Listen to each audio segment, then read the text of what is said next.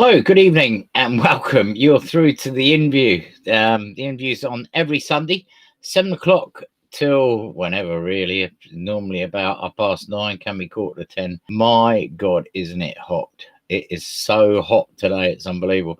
It's been hot through, well, the last couple of weeks, really, hasn't it, in this lockdown scenario, enforced imprisonment. I'd like to say hello to Gemma Jane Brooks. Hello. Looking forward to tonight's show. Thank you very much. And it's lovely you're on board. We've got a lot to talk about. I don't know how I'm going to squeeze it in now and 7:20 when our first guest is on. And of course, one thing you'd like to know is who is on the show tonight. If you haven't read up on who we got on, we have at 7:20 tonight, Sanger House, Health and Wellbeing Centre in Taunton. Andy Spragg will be talking about the spiritual elements of today's living and what Sanger House brings to the world. They have so many different courses and different people there. I've been threatening to go there for quite a while. It's not far from where I am because we broadcast the Inview from our studios in the middle of Somerset in a field, really. 7:50 tonight, we have the amazing Pamela Price, who's a very spiritual being, psychic artist, channeler, and medium between worlds. And her psychic art is absolutely immense. It's come on leaps and bounds. Really looking forward to speaking to her. 8:20 tonight, we've got, I love this name. We've got the amazing Yolandi Boshoff. I love that name. Fantastic. Yolandi Boshoff, guiding you to the reconnection emergence of your divine soul, working with the Akashic Records and the Mary Magdalene Sisterhood DNA activation, helping you transform into your full potential and claim your purpose. Wow. And that's very important at this moment in time. And then we've got a surprise guest from another world. I have no idea who it is. I look very tanned, Gemma says.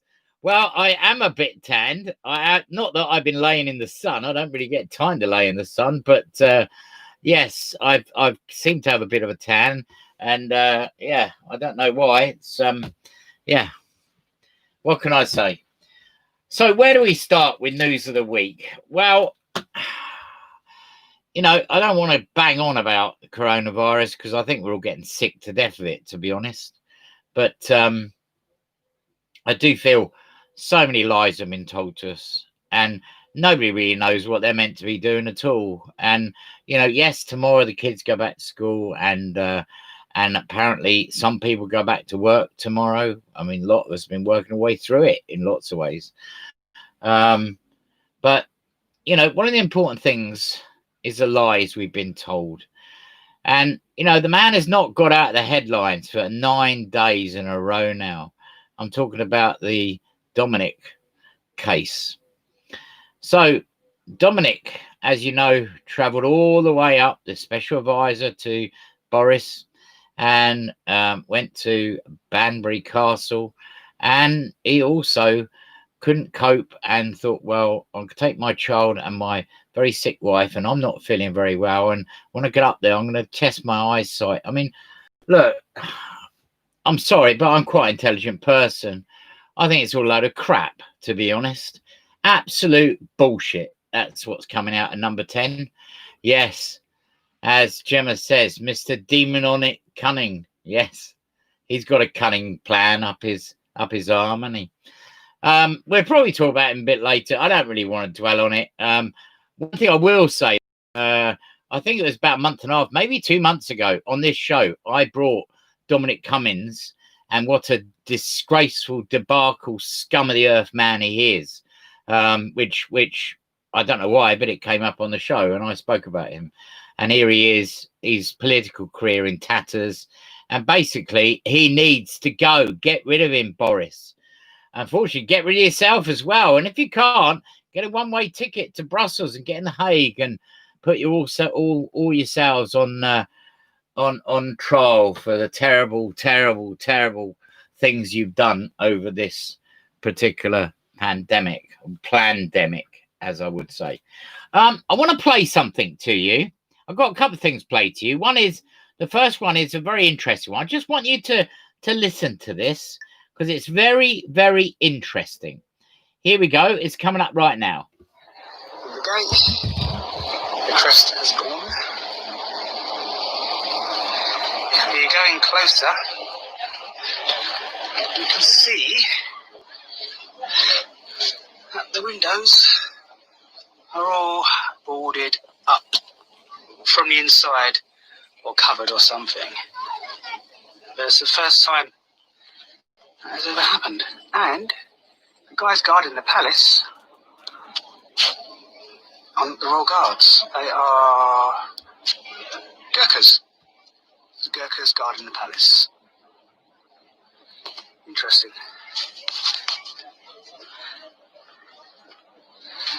So make of that what you want. Who knows? There is a guy, very, very interesting guy, that took a film outside of Buckingham Palace. Now, when he took that film outside Buckingham Palace, he is noticing that the Royal Crest is off of the gates. That is the Queen's Royal Crest is off of the gates. All of and obviously she's not there, the Queen, and all the windows are boarded up inside. In other words, they're all shut, so you can't see in. There is none of the Royal Guard protecting this building anymore. It's all Gurkhas that are in uniform. Yeah, I beg a question here, that I actually feel that we're in the middle of a massive change in leadership of this country in the royal family. I haven't got a lot of time for them, to be honest. I feel they're a debacle. I'm not a fan of any of them. But I do feel what you're going to see, and I was talking to somebody about this earlier on today, that the fact that in October, you might see something incredible happen. Now, that will either be Prince Charles, because the Queen will abdicate. Prince Charles go to the throne, which I'm sure will not go down well with a lot of people, because a lot of people still have very, very, very long memories in relation to Princess Diana. And that would mean that would be Queen. And I don't agree with that at all. I don't agree with Charles taking that throne at all. It has got to be, if anyone takes the throne, it has got to be William, I feel, and Kate.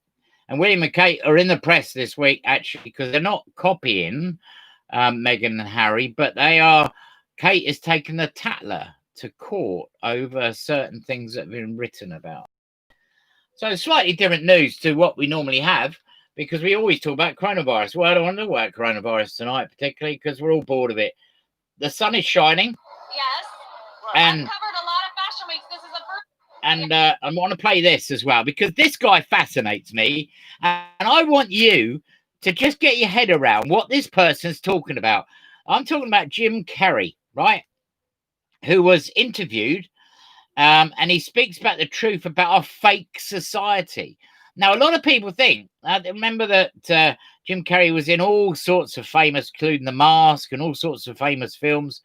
And he actually comes out, his language he uses and the words he uses are quite remarkable. I'm going to play it now. It's about 3 or 4 minutes long. Please have a listen to this. It's very interesting. I don't think anyone's played anything like this on a show before. So here it comes. I've covered a lot of fashion weeks. This is the first time I run into Jim Carrey. I wanted to find the most meaningless thing that I could come to and join, and here I am. They're I mean, celebrating. you got to admit, it's completely meaningless. Well, they say they're celebrating icons inside. Celebrating icons, boy, that is just the absolute lowest aiming, possibility that we could come up with. It's like icons. Do you believe in icons? I don't believe in personalities. I don't believe that you exist, but there is a wonderful fragrance in the air. You don't believe certain icons have the power to make change, to think differently, to be bold, to inspire others? Artistry, you're one of them. On the good foot. Ha! Yeah. You shut her down now. Yeah, no, I don't believe in icons. I don't believe in personalities. I believe that peace lies beyond personality, beyond invention and disguise, beyond the red S that you wear on your chest that makes bullets bounce off. I believe that it's deeper than that. I believe we're a field of energy dancing for itself. And I don't care. But Jim, you got really dressed up for the occasion. You look good. No, I didn't that an get dressed accident? up. I didn't get dressed Who up. did? There is no me. There's no you. No. We're not here. This is a dream. There's just things happening. and there are clusters of tetrahedrons moving around together. Okay. Yeah. So what's happening in our world right now? Because there is a lot of news that actually is relevant. That's not that Here's uplifting. the thing: it's not our world. None That's of the this is key. real. Yep. So you're just passing We don't through. matter. We don't matter. Oh wow. There's the good news. Okay. The present moment is all we have. It's all there is and all there ever will be. And most of us live trapped or lost in the movement of thought. Sometimes I've spent 2 hours of my day thinking about one person I resent, and going through orations and, if he ever says this, I'll say that, and all of those things. And you go, I find myself now when I get caught up in something like that, becoming conscious suddenly and going, oh, wait, I'm here. I'm not with that person right now. I'm creating things that don't even exist, and it's useless. It's time badly spent. Thought I had become. There it is. That's Jim Carrey. Now, a lot of people wouldn't have heard his interviews. They are on YouTube, but he does talk a lot of things that doesn't sit in our reality. He's a very educated person. Some people say that he's had a nervous breakdown. Some people say he's not quite with it. And I don't think he's not drunk and he's not on drugs or anything like that. I just feel he's speaking from the heart. He's saying, to the interviewer, I'm not here. It doesn't exist. It's not your world. Interesting. I just wanted to play it. I want to go back very briefly to coronavirus. Dominic Cummings, well, everyone, I'm sure the beaches are packed today and yesterday and the day before and the day before that, basically, because, we have had an absolute balmy. I'm even in shirt sleeves tonight.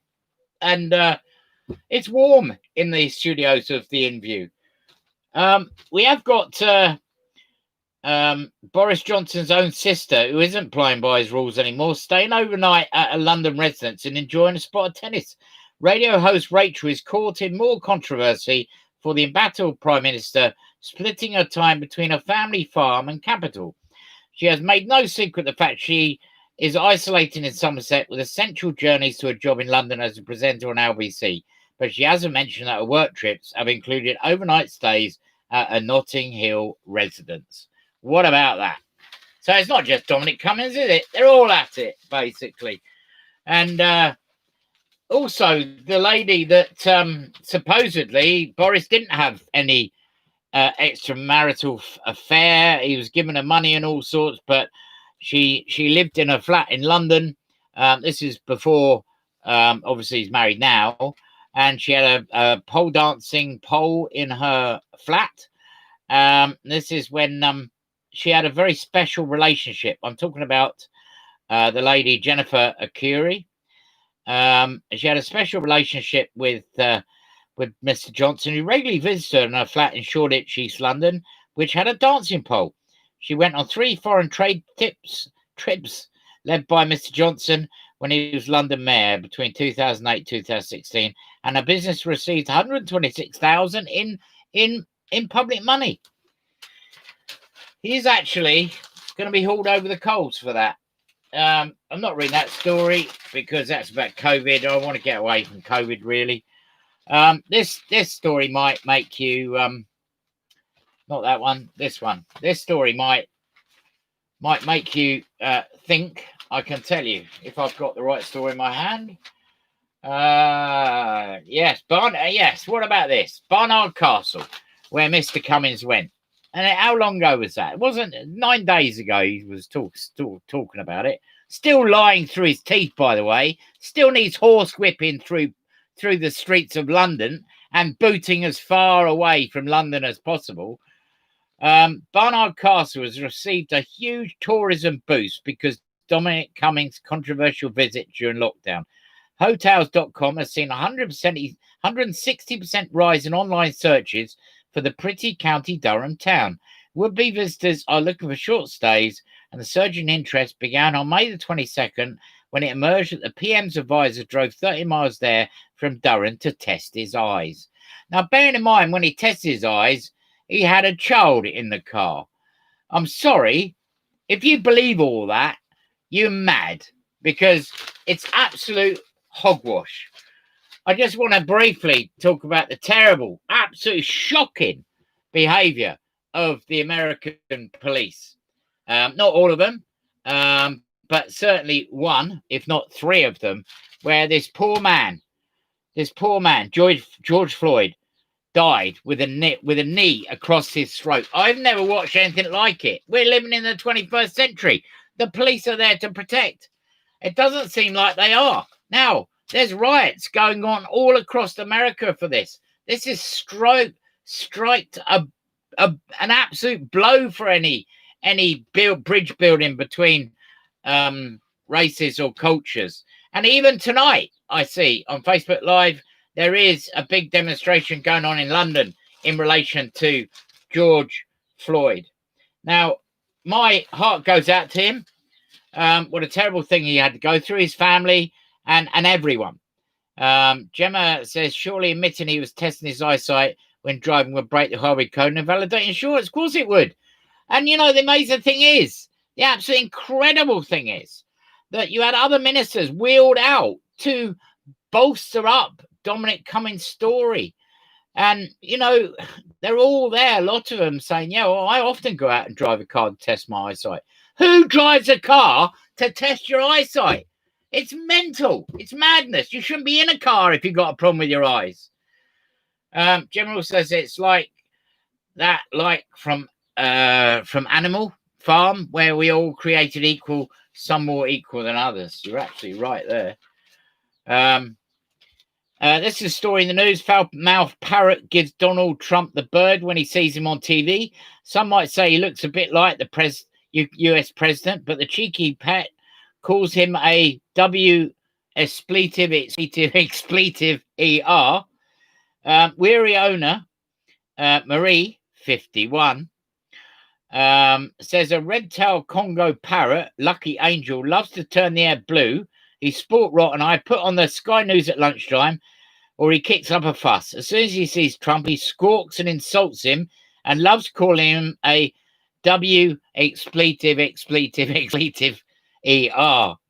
Well, there you are. There's a parrot. And there's a picture of him as well. That's the parrot there. Who apparently looks a bit like Donald Trump. I can't quite see the resemblance, but I suppose, you know, I suppose there might be. You know, who knows? We have got 20 past 7 tonight. Andy Spragg from the Sanger Centre. I want to read these out last week, but I'm going to read them out this week because I didn't read them out last week. They're funny stories, and I want to bring a bit of humour tonight, really. This was stories I was going to read last week. This is the moment an unwelcome visitor, avian visitor, makes themselves at home in a woman's house before violently thrown up on a kitchen counter. Video footage shows a seagull waltzing through a Brighton living room as seemingly terrified tenants Natalie Wattenbeach, 27, don't know why they put the ages, and Charlotte Morley, 28, scream at it to leave. The bird is seen waddling around to cries of get out before it flies across the room, appearing to head towards the garden door. But it then takes a detour to the kitchen counter, begins to gag. And if you're eating right now, I do apologise. After being sick on the work surface, it flies in the garden before eventually being shooed away from the scene. Recruitment worker Natalie from Brighton said her housemate was sick herself after seeing the... I'm not going to read that. That is disgusting. Left by the Steven Seagull. Steven Seagull. So they are, you know, these seagulls get everywhere, don't they? Another story here. A cheeky bear who'd been on a honey-stealing rampage for 9 months has been recaptured, bringing his campaign of naughtiness to an abrupt end. Papillion, what a great name, who is 3, was finally caught near the town of Trion in northern Italy after causing havoc with a series of mischievous antics, including shaking a caravan, crossing a motorway, and chasing livestock. The brown bear's incarceration has enraged animal rights groups, though Papillion may take comfort in finding a female companion. This is his female companion, apparently, named DJ3, on his return to his enclosure near Trento. he remarkably run for freedom from the site involving scaling a 13-foot electric fence charged with 7,000 volts. After his daring escape 9 months ago, the young animal reportedly named after a 1973 Prison Break film, went on to cause carnage across the region, damaging beehives, being fooled by sheepdogs during an attack on herd of cows, and frightening 2 shepherds by shaking their caravan in an effort to empty a bin. We've got to have more humour in the world. Do you know what I mean? And this last story here, a nurse in Russia has been given a telling off for non-compliance with requirements of medical clothing. The unnamed nurse, who is in her 20s, was pictured on a coronavirus ward full of male patients in Tula, 120 miles south of Moscow, and the picture was spotted online by her bosses.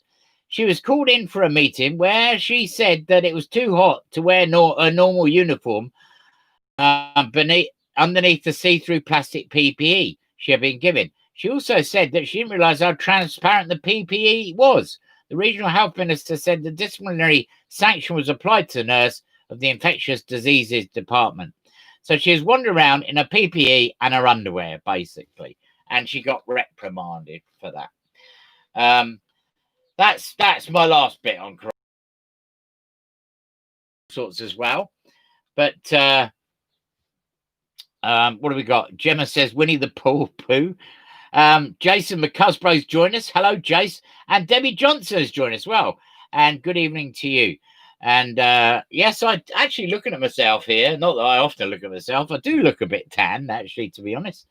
The sun, it looks like I sit outside all the time. Oh, and my phone's ringing. And here we are. And I've got a new phone with a new ringtone. And I love this song.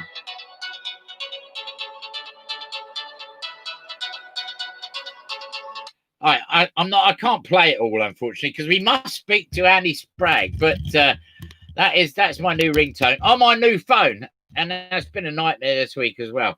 Hello, Andy. Are you there? Hello, mate. How are you? How are you doing, Andy? On this, we are in the Mediterranean, really. We're not in Somerset, are we? It's incredible, isn't it? Absolutely incredible. I've never known anything like it. It is absolutely baking hot, isn't it? Yeah. And do you know what I like? I like to look up and see that big blue sky with no contrails. Yes. It's absolutely stunning. Yeah. Yes, I don't know what they're doing. They must have kept them all on ground at the moment. Well, they have, haven't they? Yeah, there is a few clouds out there tonight, which is the first time I've seen clouds for a long time. Yeah. And our grass is parched. Yes. Yeah, I know. Yeah. And how are you anyway? I'm very well. Yes, not too bad. And it's been a trying time, and I know that in that trying time, we've all had to resort to all sorts of different ways to combat what we've been through, and a lot of it is about looking at ourselves as well. I'd just like to say Patricia DeAngelis has joined us. Hello, Patricia. She's listening all the way over in Sydney, the early hours of the morning right now. Oh, my word. Oh, that's dedication.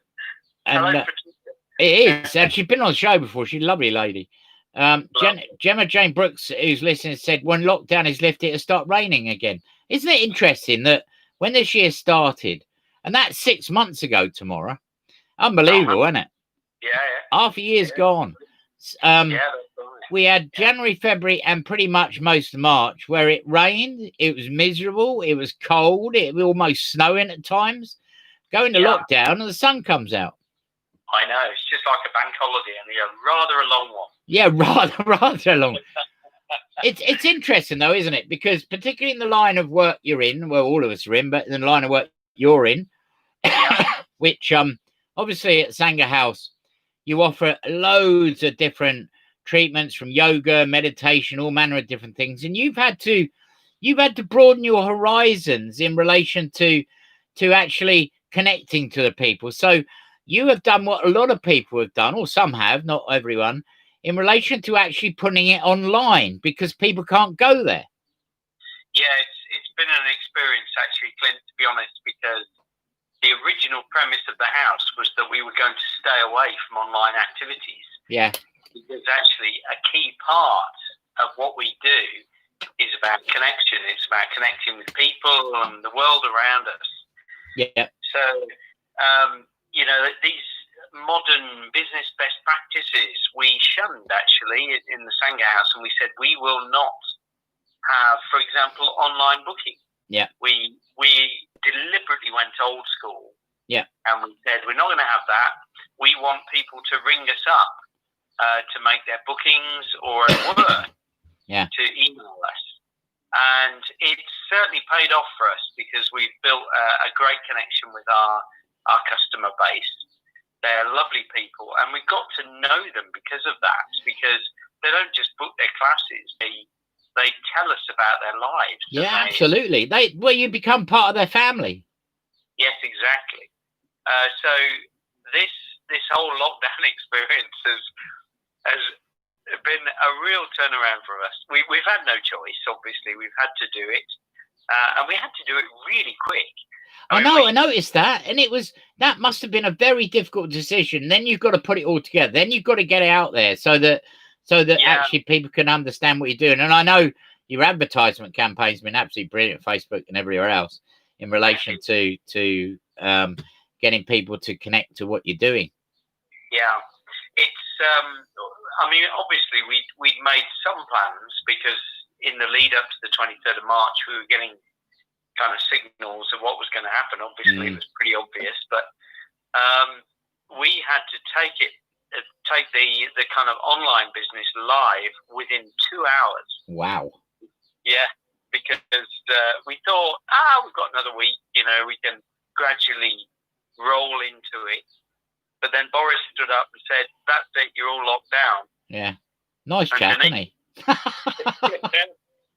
Denise is here actually with me. Hi, Cliff. Hello, Hiya. Denise. Sorry, I always forget your name, Denise. I don't now. See. I answer to most things. It's all right. Don't worry. But we looked at each other and oh my God, that evening we thought, well, we've got to do it. We've just got to. And yeah, within 2 hours we took it out there. We got the advertising out there and went live online. And it has been an experience. We've still resisted online booking. Yeah. So you're still taking like phone bookings and things like that? Oh, God. I mean, our phones are busy, our emails are busy. Yeah. Just with the booking side of things. And that has helped because people still talk to us about their lives and what's going on, which is even more important now. Absolutely, yes. Yeah. Because people being locked up, particularly if they're on their own and all sorts, they've got nobody to talk to. Do you know what I mean? Yeah, and it's difficult, because we are busy, actually. Yeah. We run 30 classes a week. 30 classes a week? Wow. And that's covering all sorts of things, isn't it? Yes, that's right. And the mornings are the most busy when everybody's booking in. Yeah. We ask people to kindly book in the night before, but it's life, isn't it? People they're lastminute.com. They wake up and think, I need to do a bit of yoga. Yeah, which is fine. Yeah. We're here for that. The majority manage to get their bookings in, but some inevitably are not so great. And the mornings are frantic because we're having to get the Zoom sessions out there and to get everybody booked in. And it's there's another booking now. They are. They're coming in thick and fast. Yeah, they do. And it's good fun, but it's quite exhausting. Yeah. But then you get the person who rings up that wants to talk for half an hour. Yeah. And you're on the phone saying, you can't say you can't talk to them or whatever, and I'm very busy and all sorts, but because they may be new, they may want to know what it is you do and how you do it, and they all say, isn't it wonderful what you're doing and all sorts. Do you know what I mean? And also, we've got members who actually they live on their own, no family. Yeah. And they came to the Sangha House because of the social side as well as the activity. And so we have to give them the time. We have to chat with them, find out what they're doing, and give them that social contact. Yeah. And make them feel like they count as well, because absolutely. It's all very well Customer service is absolutely prevalent. And, every single one be made to feel special, because even making a choice to come to you is brave. For sure, absolutely. And especially, if you're not very used to computers and all that sort of stuff, bad enough that we ask people to actually, ring the doorbell when we're open and come in through the door and walk up the stairs for the first time.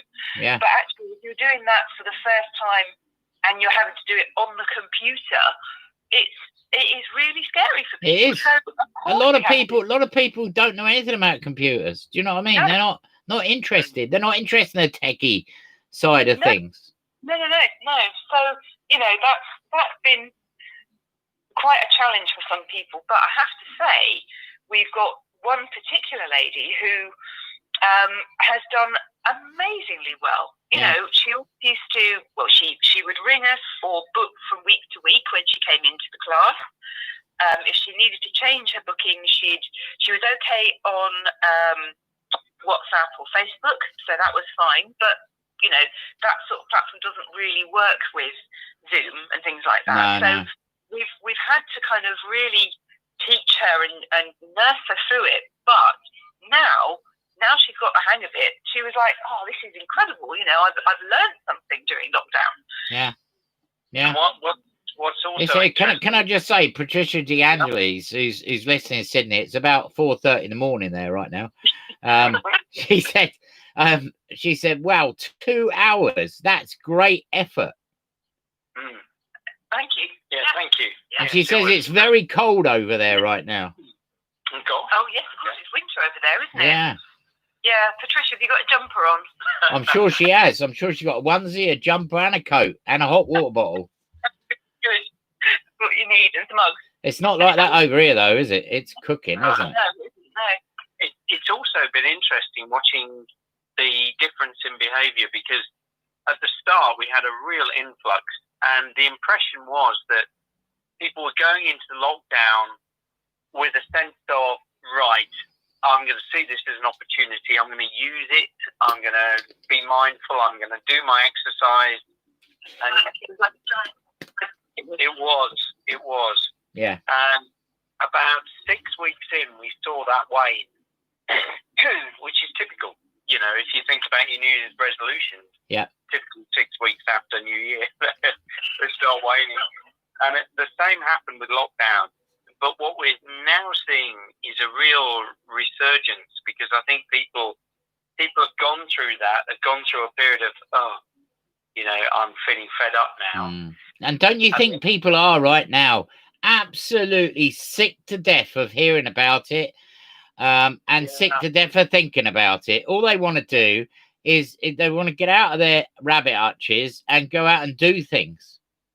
Yes, that's right. Yeah, we are seeing that. Definitely. So, which is where the resurgence is coming from. I think people are now coming back and going, okay, let's try this again. I've got to do something. I've got to reconnect. But it has changed the thought pattern with people, because obviously you've got many different teachers as well. So the logistics of putting it all together, so they must link in on their format or whatever on their laptops, so they can link in, do their class. Someone else can as well. Someone else can as well. And then you probably have open sessions and all sorts of that.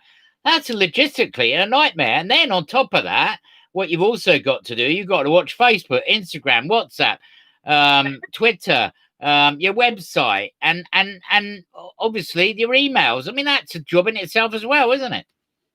You're making us feel tired.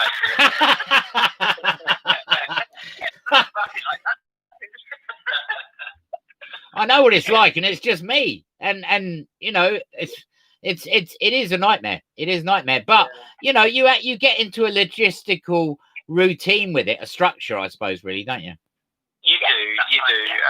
You have to be friendly with yourself as well. We take our weekend a Tuesday and a Wednesday, so actually we don't run classes on those 2 days. Yeah.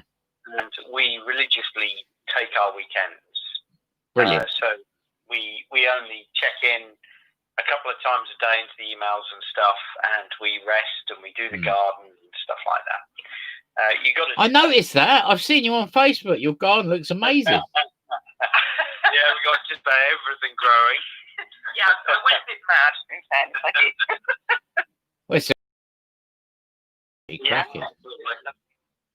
but it's also interesting as well, thinking about, you know, when we come back to the physical world, because eventually we will be allowed back into our lovely building. Yeah. And we cannot now just stop the online business. No, you can't.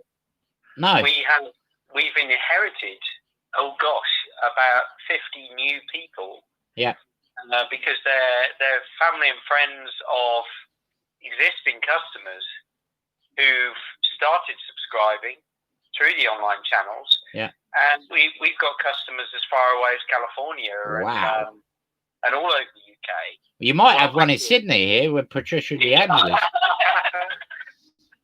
Obviously, we can't, you know, at the end of it, we can't, when the lockdown is released, we can't just go, well, see ya, you know, nice knowing you, because that's not very friendly. No. So I think it's not just your business. I think it's a generalization of the 21st century, if you like, that we live in, of tech, if you like, because it is about, you know, put it, for instance, there is a lot of people that won't be going to work in offices anymore. Put it that way. Yeah. And what's the point? What's the point of traveling, paying all that money when you can just do it at home? Do you know what I mean? Exactly. Yeah, that's right. And also, not as you say, not just from a business point of view, but some of these sort of more far-flung customers are, as Andy said, they're family members of our existing customers, our clients, our members. And actually, we're a real lifeline for these people. We've got one family, and all of the grown-up children who've, you know, kind of grown up and moved away, they're actually now checking in with each other a few times a week. They're seeing each other before the class starts. They're saying hello, and, you know, mum's there. She's making sure that the girls are all okay.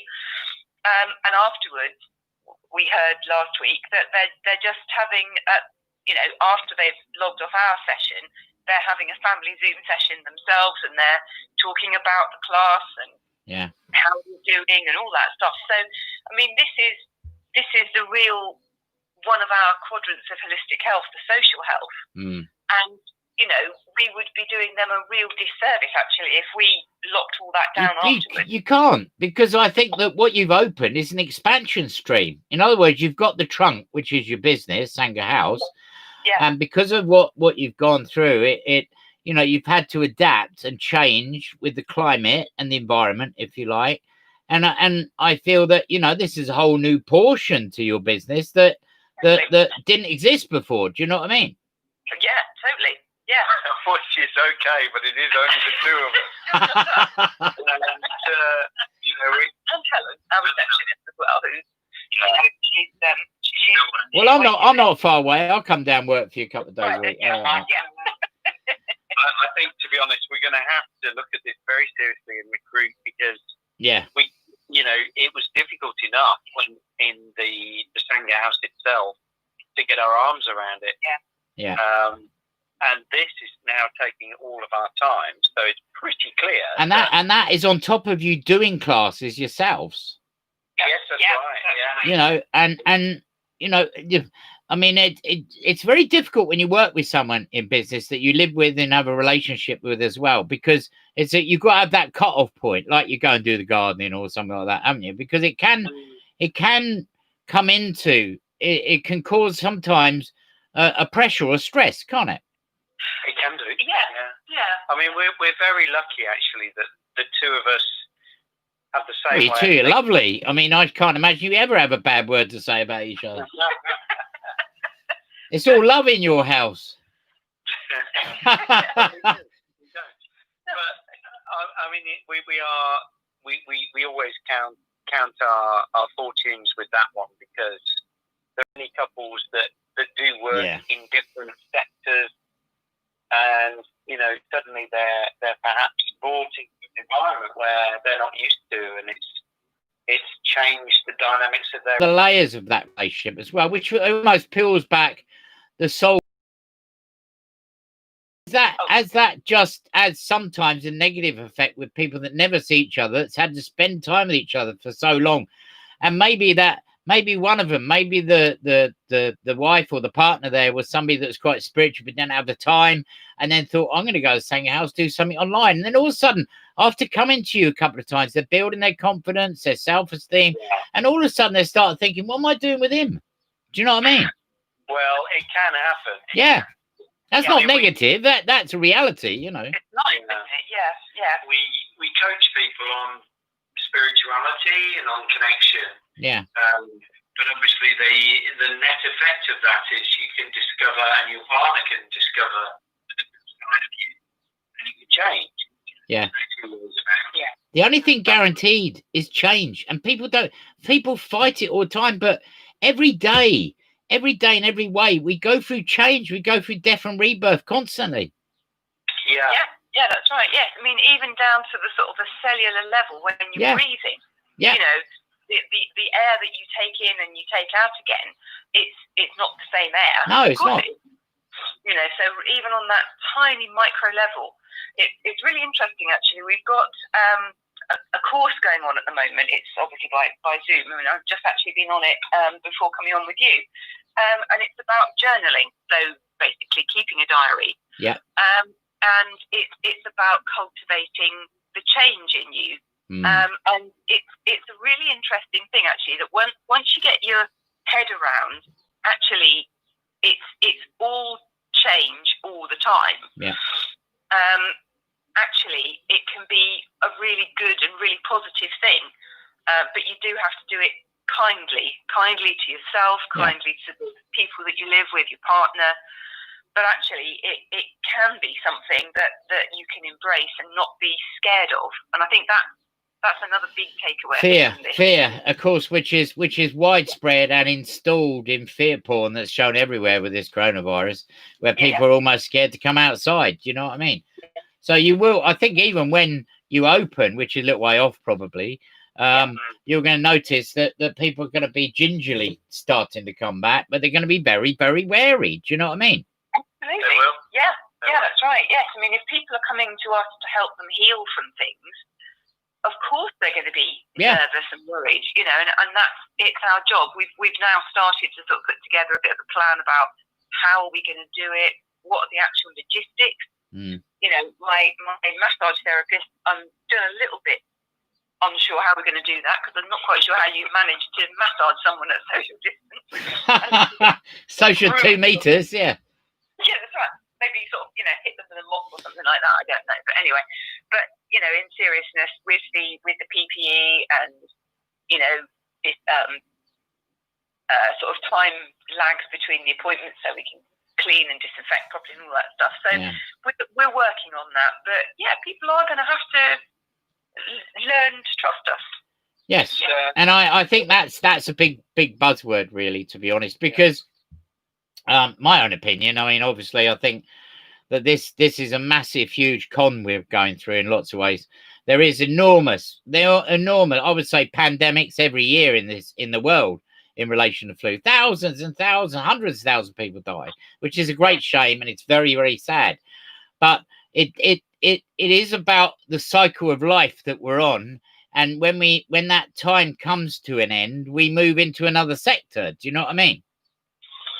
I feel it's a real opportunity, actually, because obviously a lot of what we do at the Sanger House is related to mindfulness and meditation. Yeah. And therefore mind. Yeah.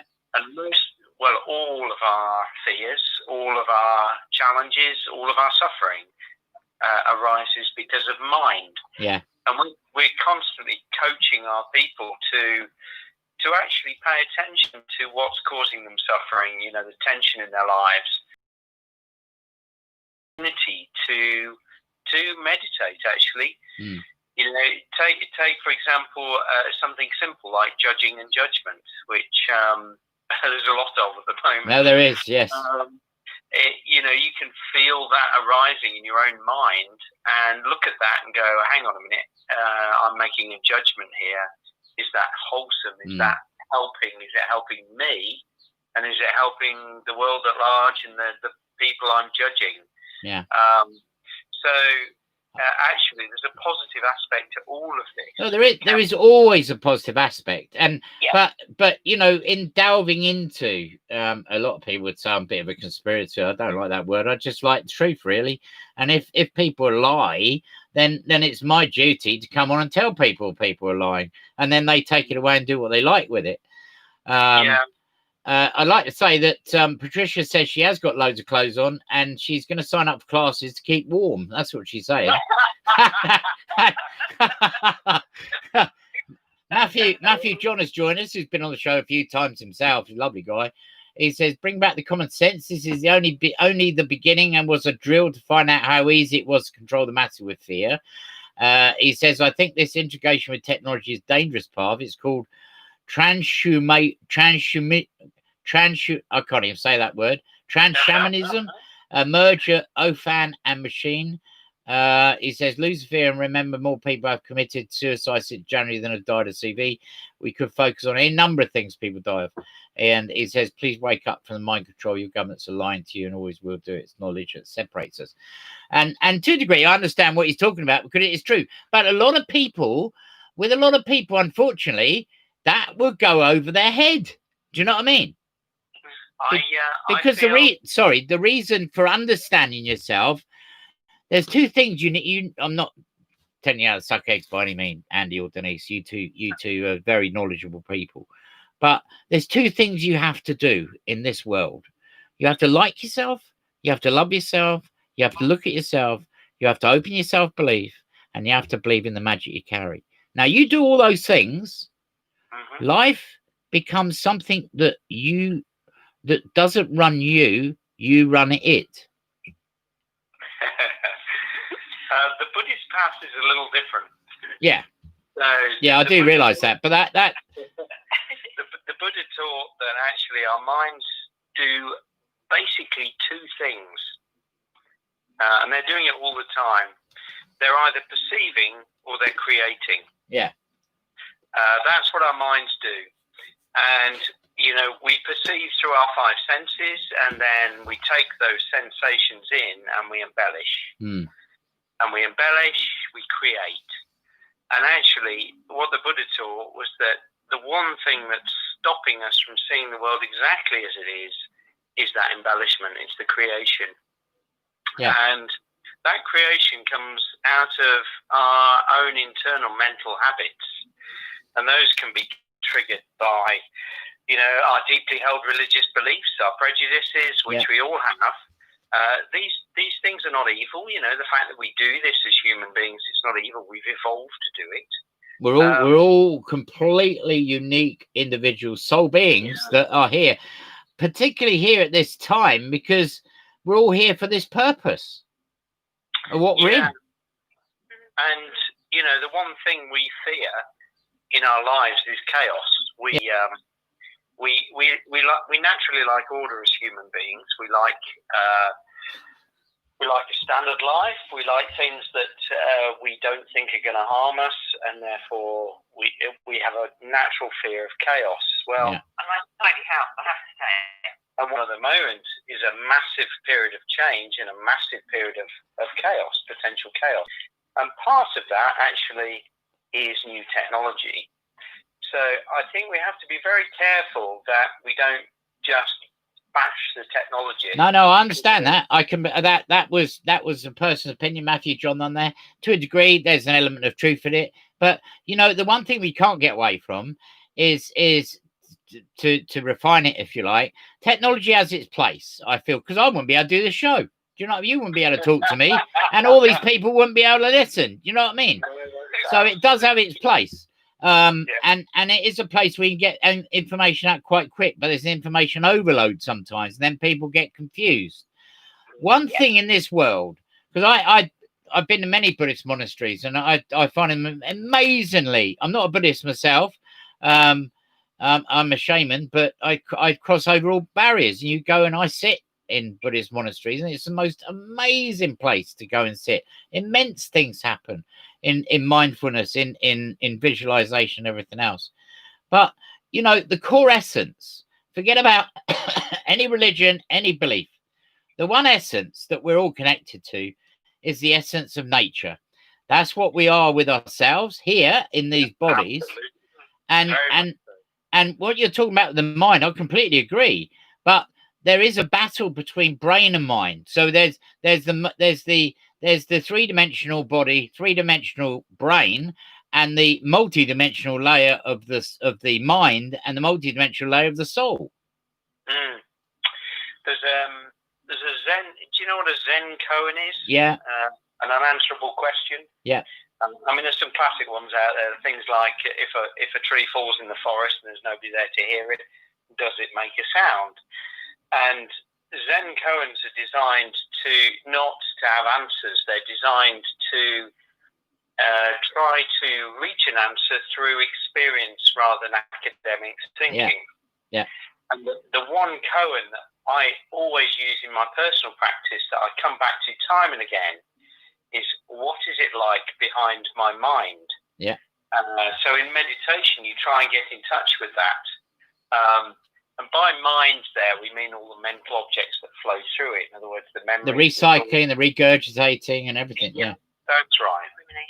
Yeah. So you look at that head on and you try and catch a thought and study what the nature of a thought is like, and it evaporates. It loses its power. So you try and get in touch with that space behind. And yes, you're absolutely right. You reach just something vast. You know, when you can try a simple experiment. You can close your eyes and try and find the physical corners of your mind. You know, it's certainly bigger than your head. But it's like the universe is. It's an endless. It's never it's no beginning or end.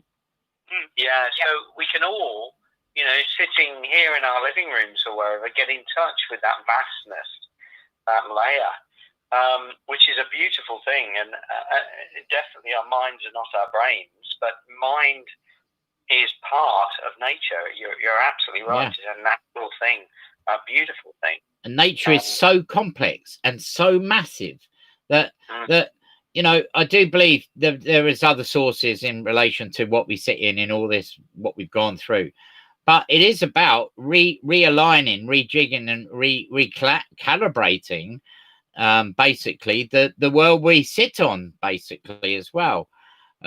Patricia says the most challenging thing for humans is to connect the brain to the heart and heart to brain. Yes, you're quite right. The brain is a physical organ, whereas the mind is the heart, the mind is the gut, the mind is the brain. You know, sitting here, you can take your personal awareness into your hands, and you can feel, if you pay attention, little crackles of energy. Well, that's life. You know, you can feel it, and we can all do that. There's nothing esoteric or mysterious about that. It's mind. It is, and it's intention. It's intention of what we carry within, and once we open the door to unveil and embrace what we are, in other words, we meet ourselves within, and in that embracement, we become an embodiment. We become one. And what I strive to do all the time with my teaching is to show people there is nothing esoteric here. There's nothing mysterious. Actually, it's accessible to each and every one of us, and that simple way we can project our minds like that is just a beautiful thing. But I do offer a word of caution there, in that I mentioned earlier, the mind is able to do those two things, perceive and create. And we need to be very careful when we work in this way. I mean, for example, if we work with that Zen koan, what can I find behind my mind? When we work on that we don't imagine something, because then we're creating again, and therefore it actually doesn't exist. Yeah. But you can look at that in our reality in relation to what we see that doesn't exist, even though we see it. Yes, precisely. Even though it's there, but it isn't. You meet a new person on the street and you experience it straight away, because immediately, before you've even greeted each other, open your mouths, you start to make assumptions about that other person. Yeah. And worst of all, I mean, we all do it. I do it. we decide if we like them or not, and we've not even spoken to each other yet. It's an absolutely phenomenal process, and it's based, you know, on all our life history. We've met people a little bit like this person who's perhaps wronged us in the past, and therefore we place our mental assumptions, our mental habits on this person in front of us, which is really unfair. So we have to be very careful when we meditate in this way, that we don't allow our creative side of the brain or mind or whatever it is to actually create another veil between us and what the world actually is. And we actually see people the way they are, not the way we think they are, which is, you know, a big part of why I say judging and judgment is a key practice. Because we can start to feel ourselves making these opinions of people. I mean, you know, I do it all the time with politicians. I think, well, I don't really like that because I've seen something reported in the papers about a person. But I don't know them.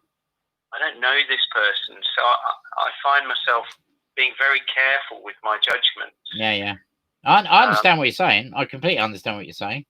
And unfortunately, we're over time already, which is ridiculous. Where's half an hour gone? It's madness. It's fine. It's lovely. It's absolutely. I never even got to talk to you about Tone FM. I wanted to talk about that as well, but we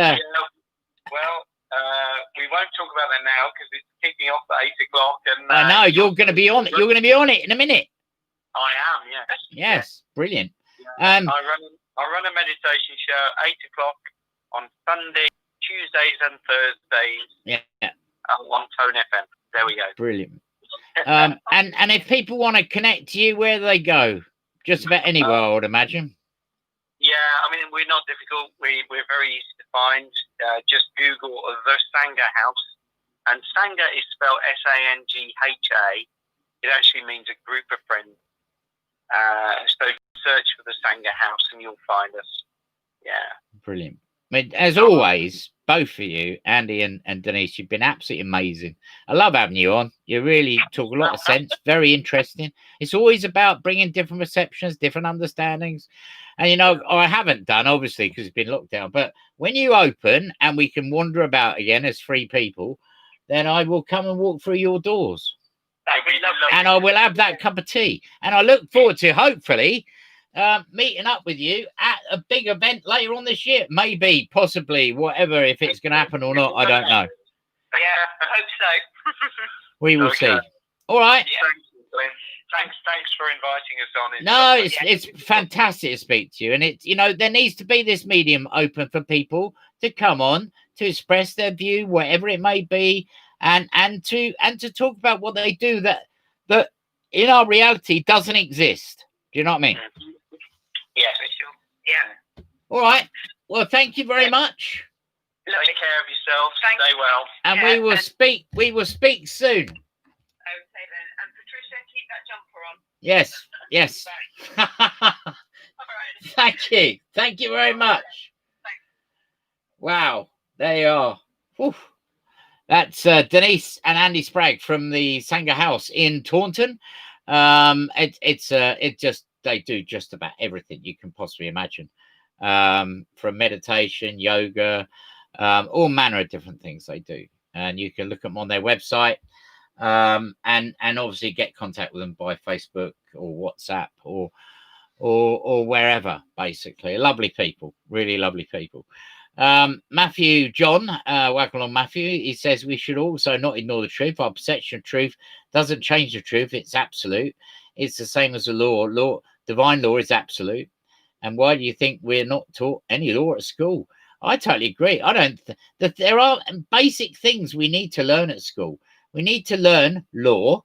We need to learn how we live in this bubble called Earth, and we need to learn about love. And love encompassing what we are inside ourselves to actually open ourselves up. We need to be taught meditation in school, visualization, if you like. Nikki Parkinson's doing a fantastic job. Cool minds, cool kids. And she's on Facebook Live quite often doing all sorts of different things with children. I think it's absolutely brilliant because it's quite easy with children. the fact that, you know, when we put on a television set, there's no real what you call humans that they're watching. They're watching aliens, they're watching beings from other worlds, they're watching superheroes, they're watching all manner of different things. They need to be taught the basics of nature. And as well as talking to Andy, nature is the essence of everything. Wow, there we go. I'll get off my soapbox now. We're going to have we're running over as normal. When don't we run over? We're going to have Pamela Price coming on, hopefully, anytime soon. I'm actually going to give her a call because she is said she's okay for the show. We're going to get her on Facebook. Let's see if we can get her on here. Pamela Price is... Oh, and the phone line's going. I love that ringtone. Insomnia. Absolutely brilliant. Hello, is that Pamela there? It is me. Hello, Pamela. How are you? And how's your tribe? Oh, we're getting there. I had a poor start at the beginning of this lockdown, ended up in hospital. But, yeah, I remember that. Yes. Are you okay, are you? Yeah, I'm able to walk again now. So, wow. Was it very serious, was it? Yeah, I had septicemia. Oh my God. I didn't realise that. For a second time. Wow. Yeah, and oh my goodness, an experience it was. I was on an ordinary ward and then started piling in COVID-19 patients on an ordinary ward. Wow, in where you were? Where you were? Yeah. Wow. Yeah, I was using the hand sanitizers about every 2 seconds.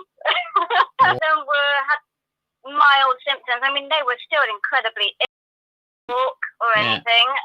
You know, they were bedridden, but they weren't as severe, and they just had nowhere to put them. So this lady was on my ward, and you know what sort of terrified me was that, you know, the nursing staff were going to her, no protective equipment, and then coming over to me. Really? You know, and others. And, you know, I just thought, I need to get out of here. And physiotherapy wouldn't allow me out of the ward until I could get out of bed and start walking. So, however excruciating painful it was, I quit. You had a massive motivation there to do it, though. Yeah. My God, that must have been really worrying, though. Septicemia, that's really... really bad. Yeah. Was that something that just happened? It just came on, or? Well, I suffer with lymphedema in my legs anyway. It's a condition I had after my second child, and you know, I'm 4'9". I know. I always call you. I remember you way back, and I've seen you many times since then. You're Middle Earth people. You are. Yeah, you're Hobbit country. I'll tell you, immense. The energy. I mean, if anyone hasn't met Pamela Price out there, I'm sure some of you haven't. We've got people listening, like Patricia, who's listening at 4:45 in the morning in Sydney right now to you. But, you know, the people that have met you out there, Pamela Price is absolutely priceless when you meet her. Your energy is immense, absolutely immense. She doesn't walk around elevating herself, but she has such a way about her. And the magic that she carries with a what I call a tribe of children, and what the insurmountable journey you've had. But I'll tell you something, and this is with your children. We come on to them in a sec. But you know, something's happened to you. I've noticed something's happened to you, Patricia. Patricia, you're not Patricia. Pamela. There are too many P's on this show. We're keeping her awake. Yeah. I've noticed that your psychic art, your download, if you like, to the pictures you do of your guides or teachers or whatever they may be, is gone to a completely new level. It has. I mean, I started basically, you know, as a background to my channeling.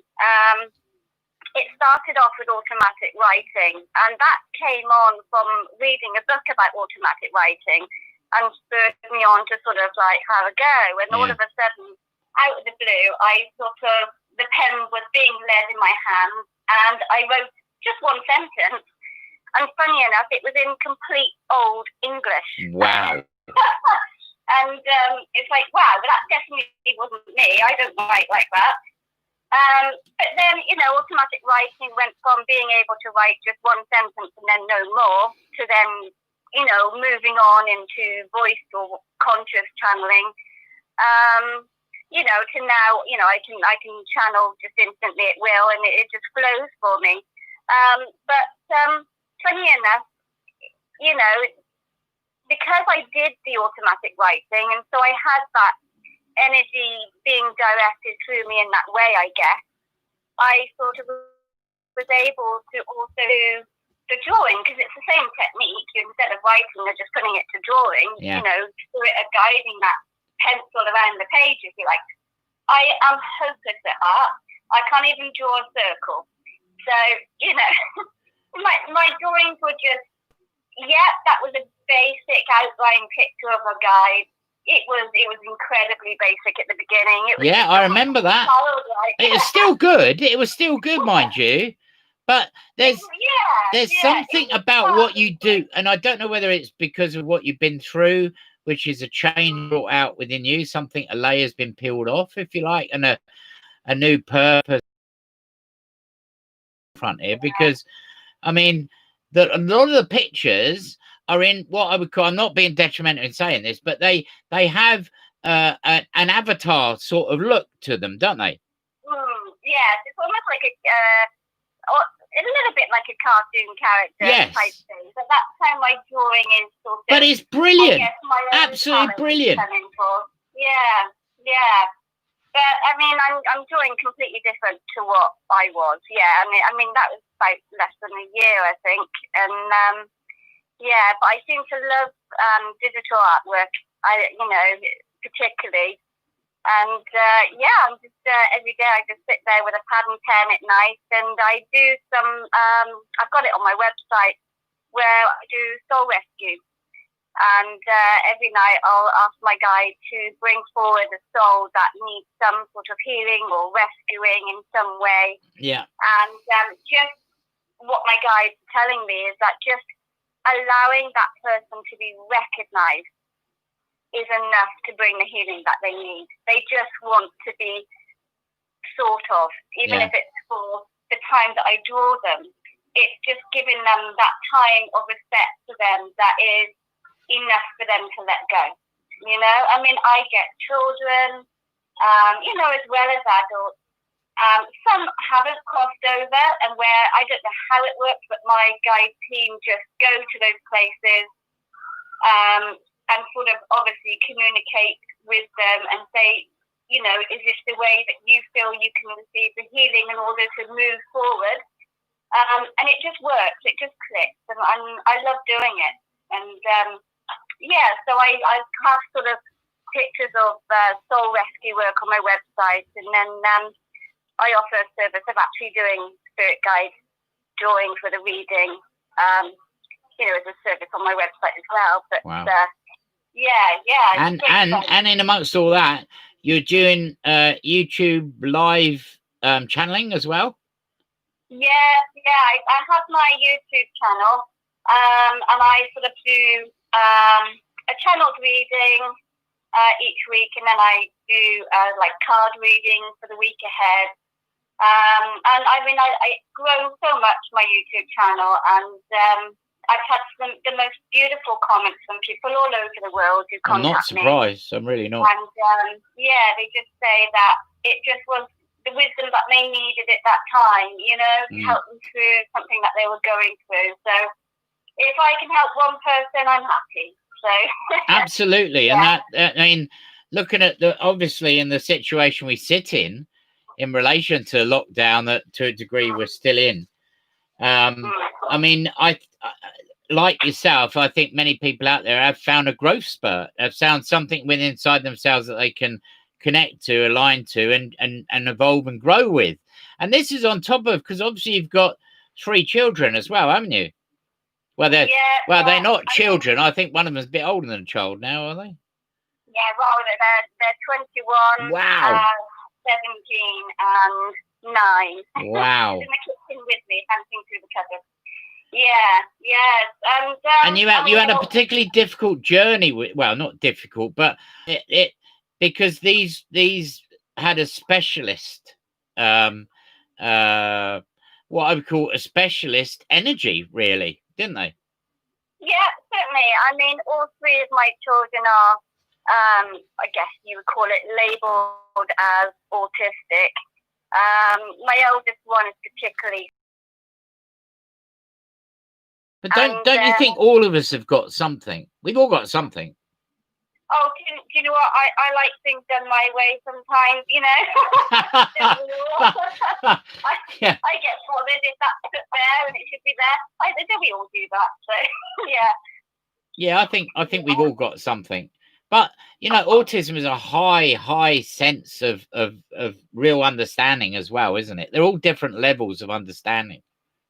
Yeah, I mean, all three of my children are connected with spirit. They all channel spirit energy, and in their own way, and it really is just amazing. I mean, my son, my eldest son, can just he can just suddenly say something to me that is just coming from almost like a wisdom of Einstein, you know? It's like, how the heck did you just say that to me? And it really takes me back.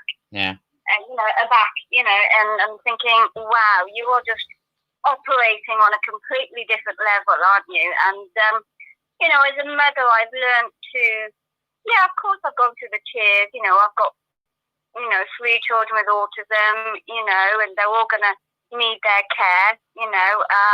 My oldest won't live independently. But I think I've gone through that it's been an incredible journey for me. You know, I've raised them single-handedly myself. Yeah. And, you know, I'm deeply proud of them. And I see past their autism in many times. You know, I look at them and just see the true person that they are. And they're incredible. They really are. I would imagine the lockdown and all sorts where you've all been together, I think it's probably enhanced in it, if anything else, hasn't it? Obviously, there'll be niggles from time to time and things like that. But, you know, I feel the bonding experience is huge, isn't it? It is. It's brilliant. I mean, I'm so busy out working. And to be honest, I've enjoyed this lockdown because I've got so much done. Yeah. Oh, well, you probably got a lot done in relation to what you would call your future plan, your future visions. Definitely, yes. I mean, I'm busy sort of sorting out many things at the moment with my channeling and with my products and everything. And, you know, just building websites and, you know, doing all of the labeling and product side of things of it. And I've had the time to do it all and I've loved it. Yeah. And, yeah, you know, I don't think I would be where I'm moving into now if it wasn't for lockdown. I know, you know, some people experience a completely different side to it, but I think it's about temperament and it's about perception of what we're. I mean, you know, you have a similar perception to me as a lot of people do, which is, you know, what we have with us in relation, even though you've experienced that yourself, but there's. You know, there's a self-belief in yourself, which is very much about driving yourself forward past whatever, you know, solutionizing rather than looking at the issue. Do you know what I mean? It is, definitely. I mean, for me personally, I've taken this lockdown as a good opportunity to look about where I want to take myself and my family. You know, we've been through so much. We've all suffered so much. And I'm just sort of like, I just want to put the past to rest and completely just move forward into what I want my life with my beautiful children to be. And this sort of period of being at home has allowed me to think like that because, you know, otherwise I'm just out and about trying to earn an income as much as I can to support us and no time to really think about it. And I was going on and on and on and on. Sort of just work. Yeah. You know, I was walking 5 hours a day, dog walking, and then off to the swimming pool to teach all evening. Yeah. And I should absolutely. I bet you were. And then you got to go home and start again. Yeah, exactly. And it made me very ill. And funny enough, it was right before I ended up having the sepsis. Yeah. Well, isn't it interesting? I'm not saying that what you went through there was because of that. But I do feel Spirit has ways of saying This is not your path. This is not what you're meant to be doing. We don't listen sometimes because we're just looking at the bills or the other things. Because, you know, even though we're spiritual people, we have a human head sense on, if you like, that we need to pay the bills. We need to do this. We need to do that. And then, you know, work is a very strange thing, because I do feel a lot of people have actually learned how to like themselves and understand their space differently now with themselves. I mean, it might not be necessarily with the person they're with, because they might not get on, but it might have created something, but it might have created a vacuum of joining, a rebirthing, if you like. But, you know, it is a time of great growth for people. And I do believe very strongly, and I know McCuspro said it enough times, is the fact that, you know, we are a slave race on this planet. Yeah. We're a slave race. We have to you have 3 children that need specialist help. I know you don't look at it as special help, but you look at it as your family, which is quite right. But they have all sorts of individual needs and requirements. And then you're going out walking dogs, then you're going swimming, then you come home. And I would have thought that would have caused a lot of stress, not just in the worry and anxiety of what you're doing, but within the energies of all of you. Do you know what I mean? Oh, it was. I mean, you know, I basically was operating in survival mode. Yeah. And I had an awareness. I knew I was in that survival mode, and I knew it wasn't right. And I was getting that warning from, you know, my guide team saying, this is not you. You need to stop this. But of course, I'm in that survival mode, and I keep going. You know, I've got to pay the bill. Yeah. Yeah. So, you know, crash, bang, end up in hospital. There's your wake up call. Now have a rethink about how you need to move forward, how you need to be, you know, proactive in your life in a way that's good for you and your children. Good for you and your children is very important, because it is about what it is that makes you happy, that you resonate with. And what I said earlier on to Andy was the fact that we get to the stage where we are living the life rather than life is living us. Yeah. I know it's not easy, because you get the bills and you get this and that, but there is a respite at the moment in relation to a lot of that, in relation to the enormous amount of money they throw at everyone to not do anything, basically, which I feel has caused a vacuum space for people to re-educate themselves, like yourself, you know what I mean, in relation to what they're meant to be doing. Yeah. I mean, you know, with myself, when, you know, I sort of became single, and, you know, I was in housing association and stuff like that, and I was just sort of trying to collect myself together at that time. I was homeless for a while. Well, and when you go to those, I don't mean to butt in, but when you go to those, I've been there myself.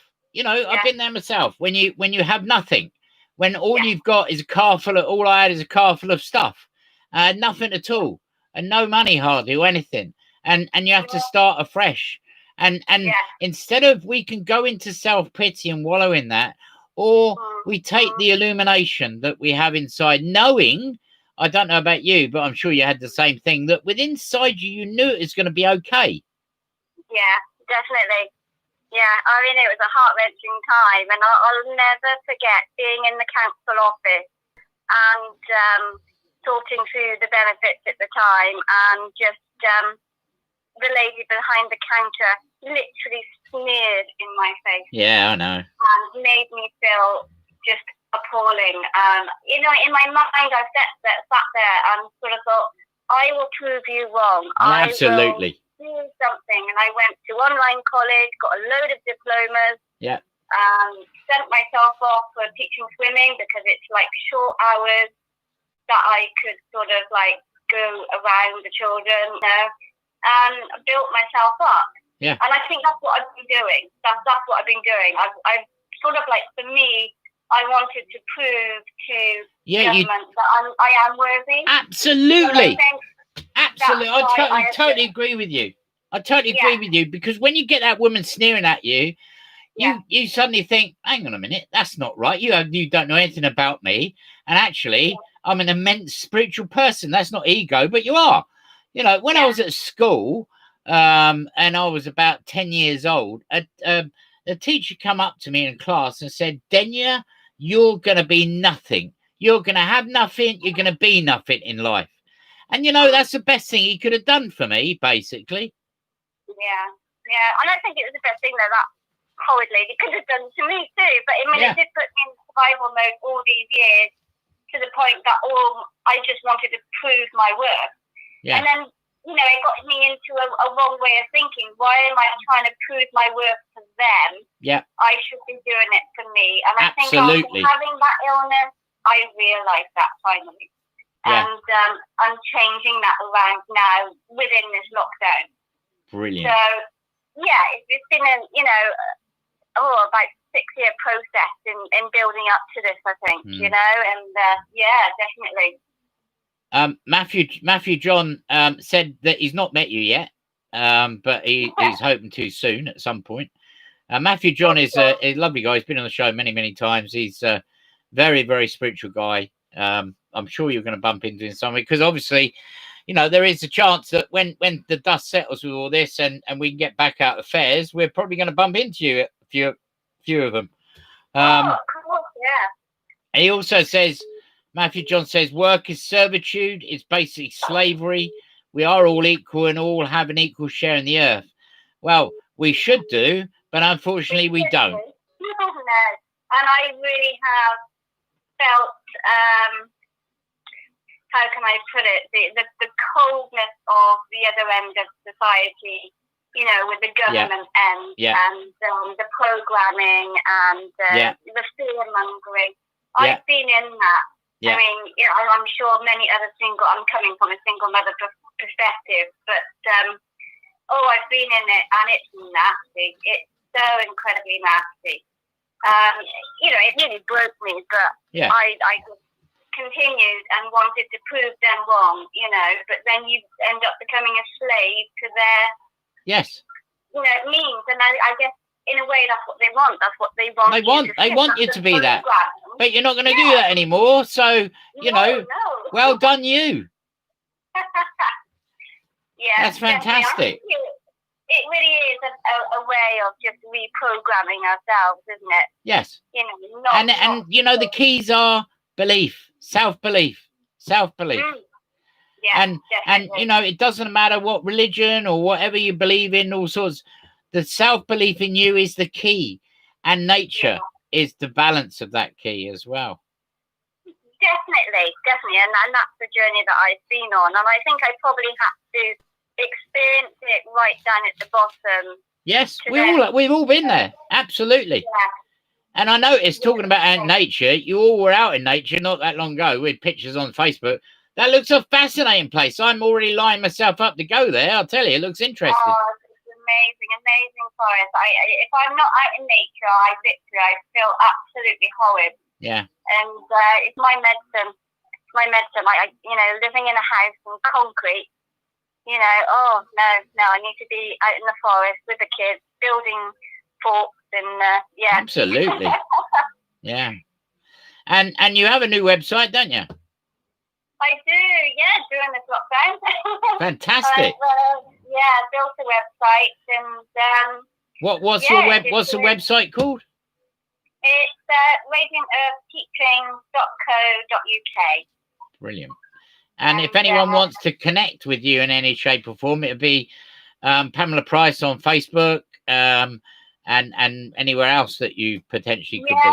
Yeah, so I'm on Instagram and I'm on my YouTube, Pamela Price, and Facebook page, Pamela Price. And I do lots of channeling that you can listen to, lots of channels meditations that you can take part in.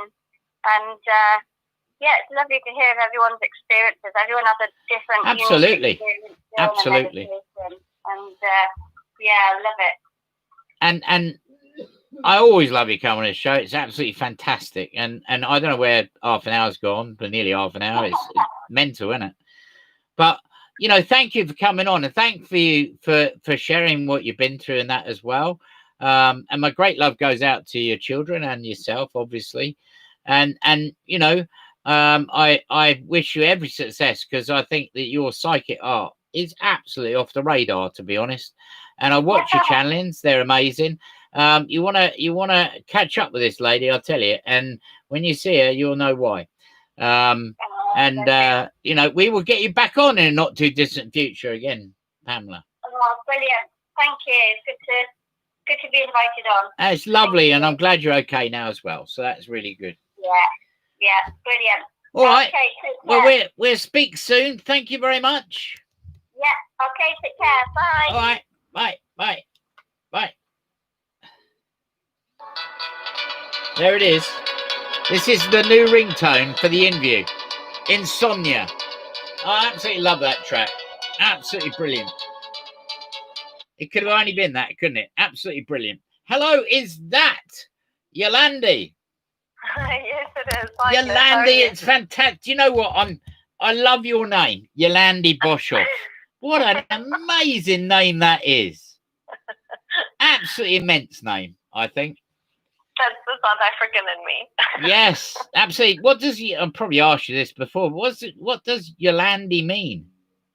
Yeah, so I think I think you did ask last time, but I was still like, I think it's something. It's like purple violet or something in Spanish. Wow. I have no idea. So it was just one that my dad liked, and everyone was called Yolandi. That was Yolanda or Yolanda. Yeah, I don't know. We had like 5,000. I'm sorry I asked the same question. I think I probably did ask you that, actually. And how have you been? I mean, you know, this has been a mad time, I know, but it's fantastic to have you back on. That's lovely. Thanks. And I met you all the way down in, God, where was it? Broadcliffe, I think it was, wasn't it? Yeah. At the East Devon Mind, Body and Spirit Festival at the beginning of the year.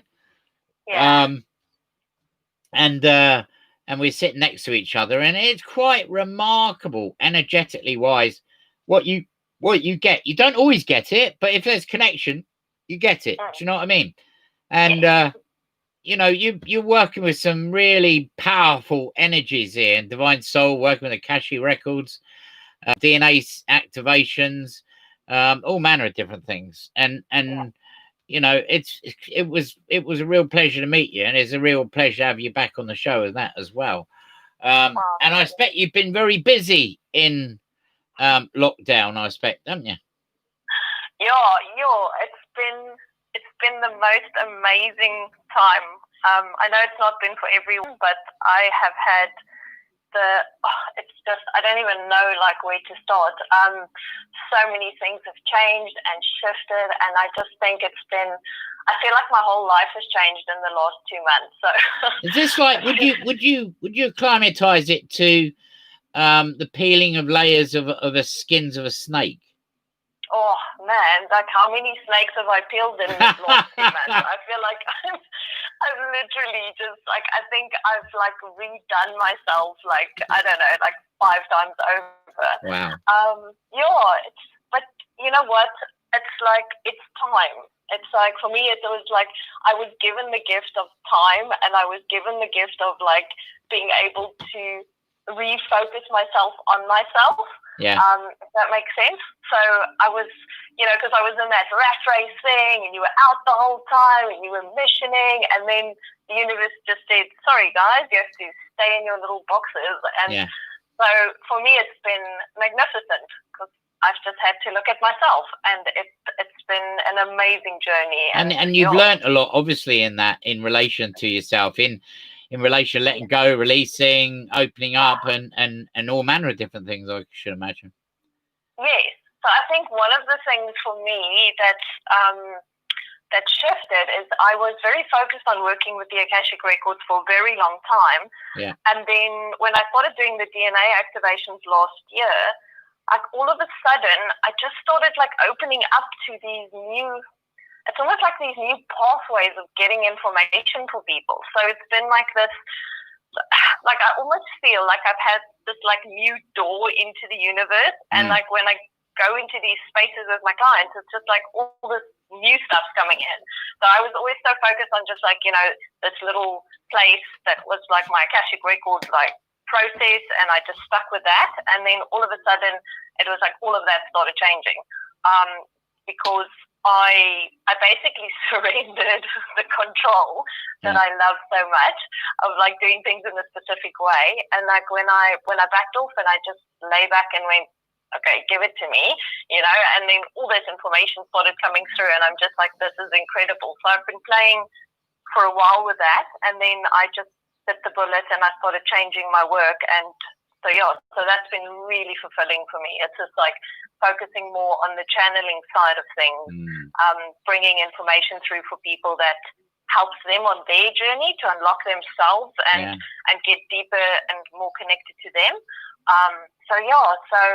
The Akashic stuff's still there, but it's like my focus has completely shifted over the last 2 months. Well, I mean, it is about going up to different levels. Those things you have, they're still there, as you say, but it is about going up the stairs of your soul, basically, in reinvigorating, isn't it?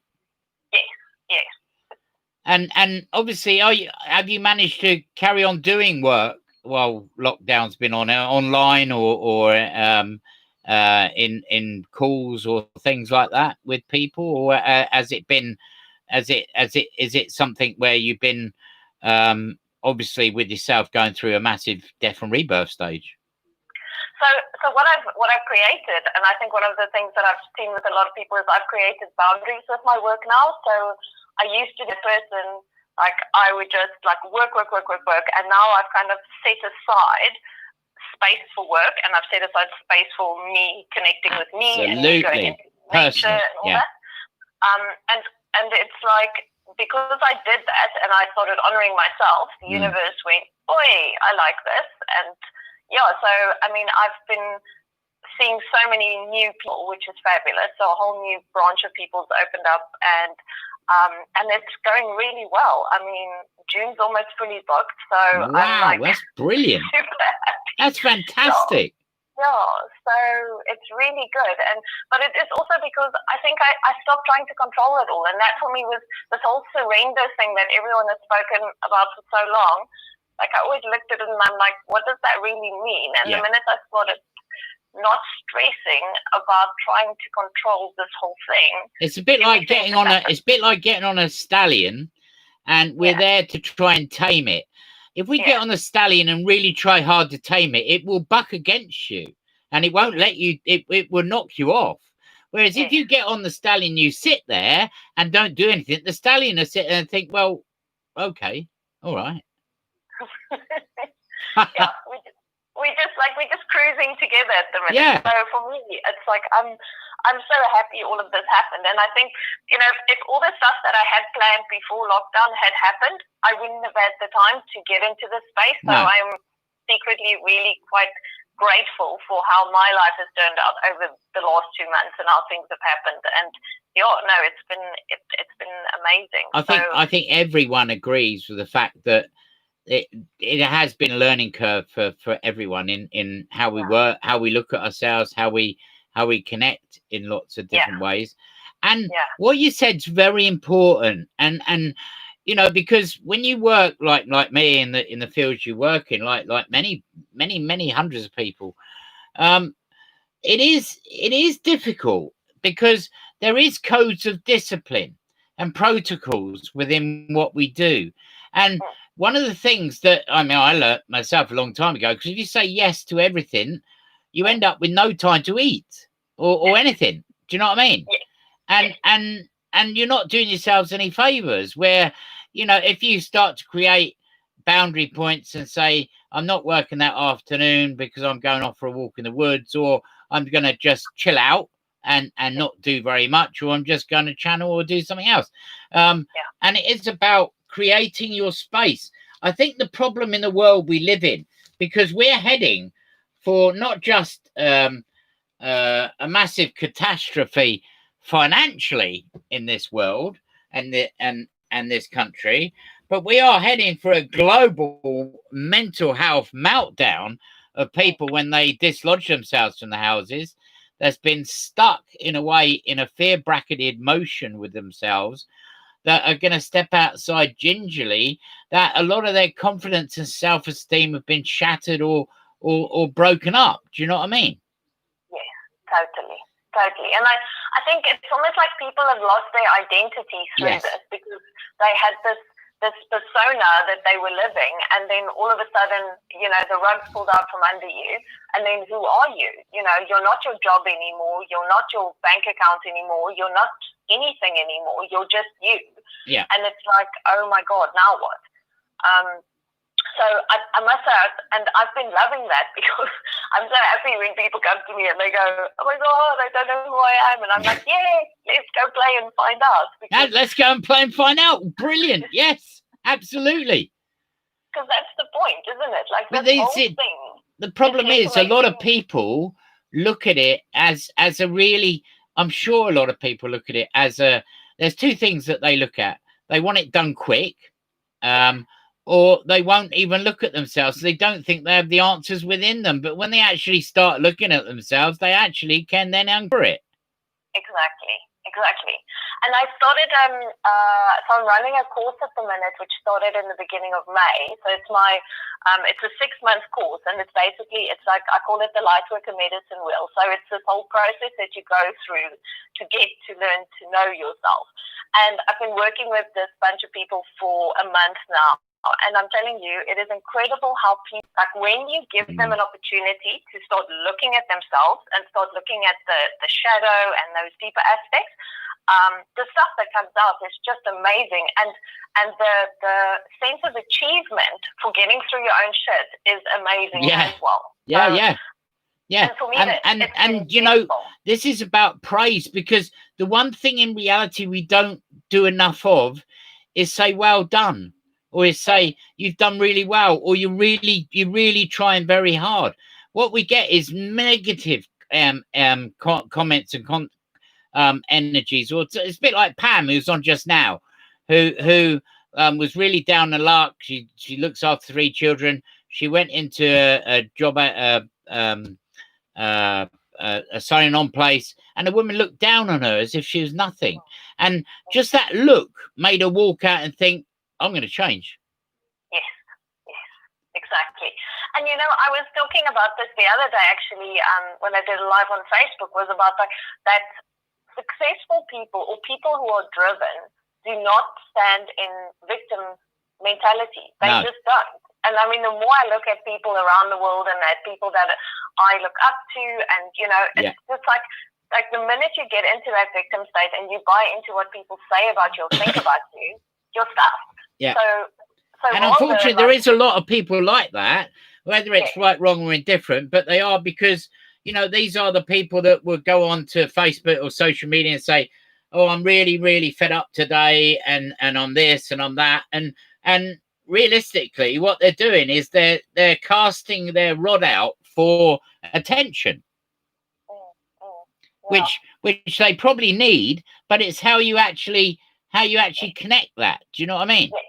Yes, exactly. And I think the thing is that for me that's important is that it's not all love, light, roses, unicorns, all that shit all the time. And the ability to be vulnerable is really important, but I can be vulnerable and still be in that space of going, tomorrow morning, fuck it, I'm going to do this. I'm going to stand up, and I'm just going to, like, you know, I'm going to get over this, and I'm going to work with it, and I'm going to help myself, basically. And for me, that's the whole thing. It's like that strength within comes from the belief that you can help yourself. And that's what we've lost, because the more I work with people and the more I'm doing this stuff with people, it's just like people's self-doubt is immense. I mean, it is so huge how much we don't trust ourselves. And therefore, we just stand back and we watch life happen. And the more we start trusting ourselves, the more we start to focus on like what we can actually create and the shit that we can manifest, and life becomes magical again.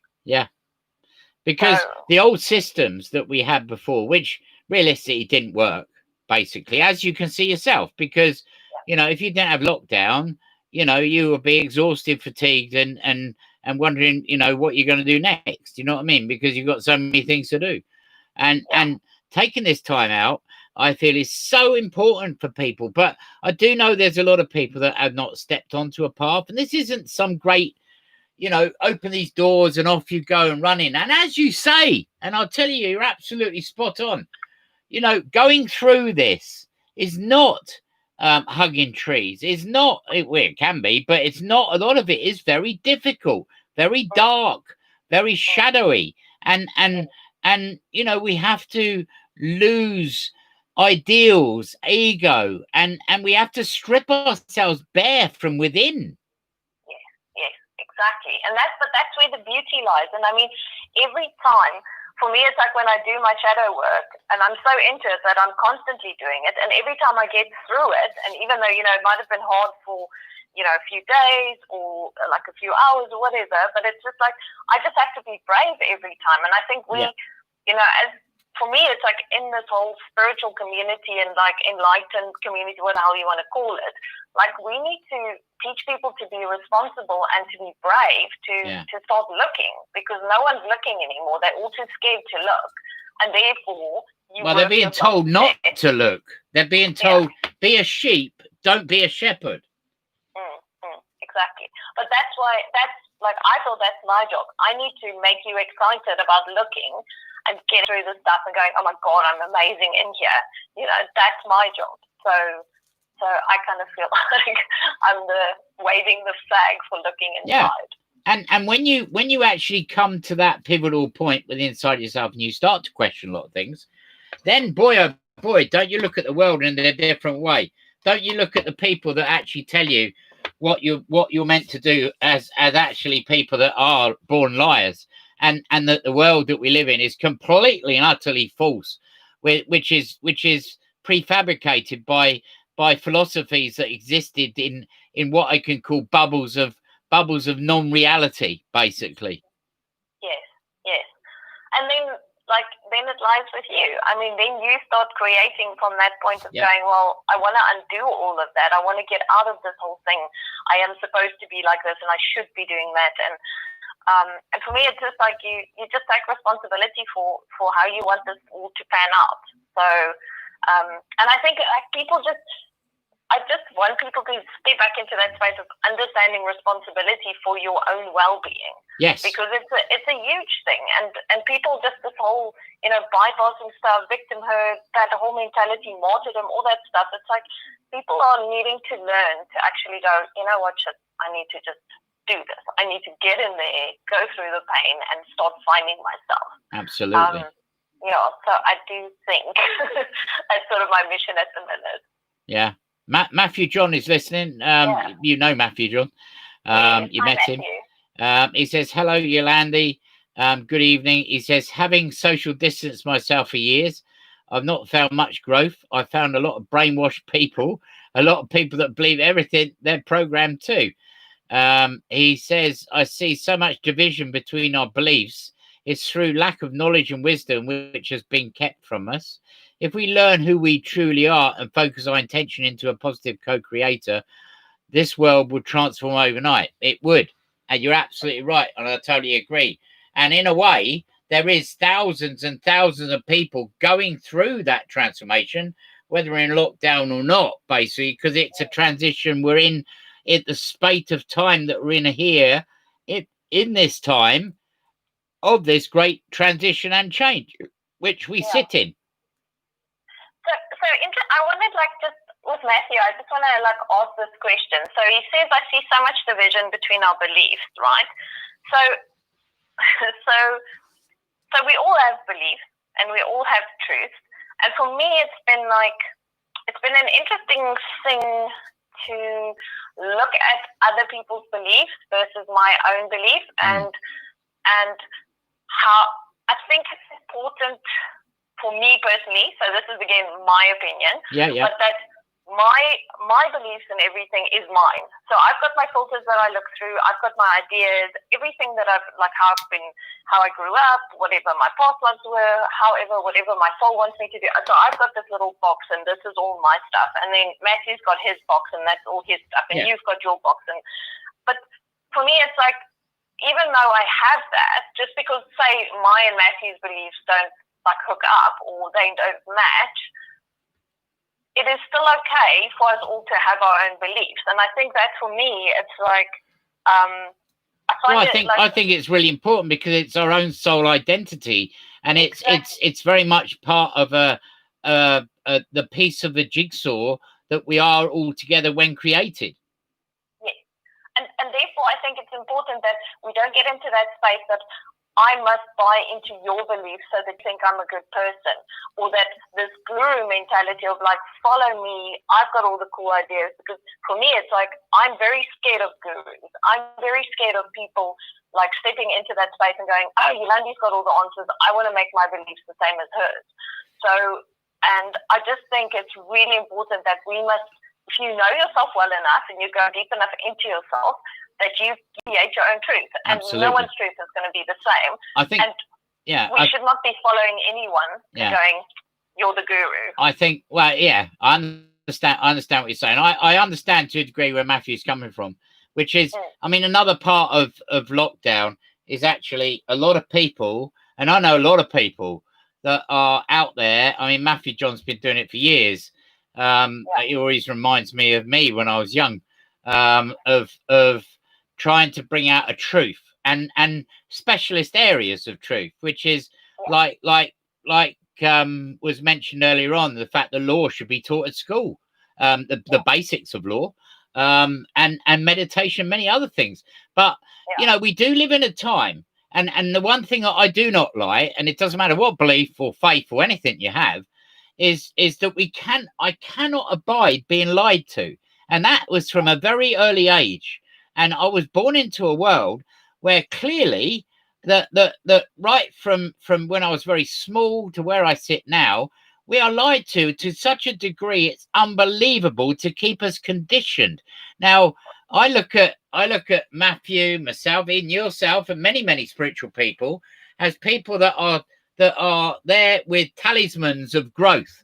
So they all have their place in a way, but joined up, they're a process, they're a movement, and there is a movement going on at the moment, and it's not necessarily as Pamela said earlier on, it's not necessarily a good ride. Some of it, we have to face up to the fact that people that are in positions of power are actually not very good at what they're doing.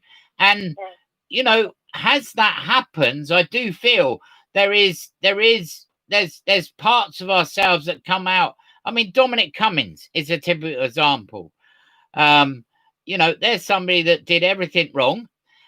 Is not a very nice person. I am not being judgmental. I'm psychically saying he's not a very nice person, because he bats for a different side to what we do.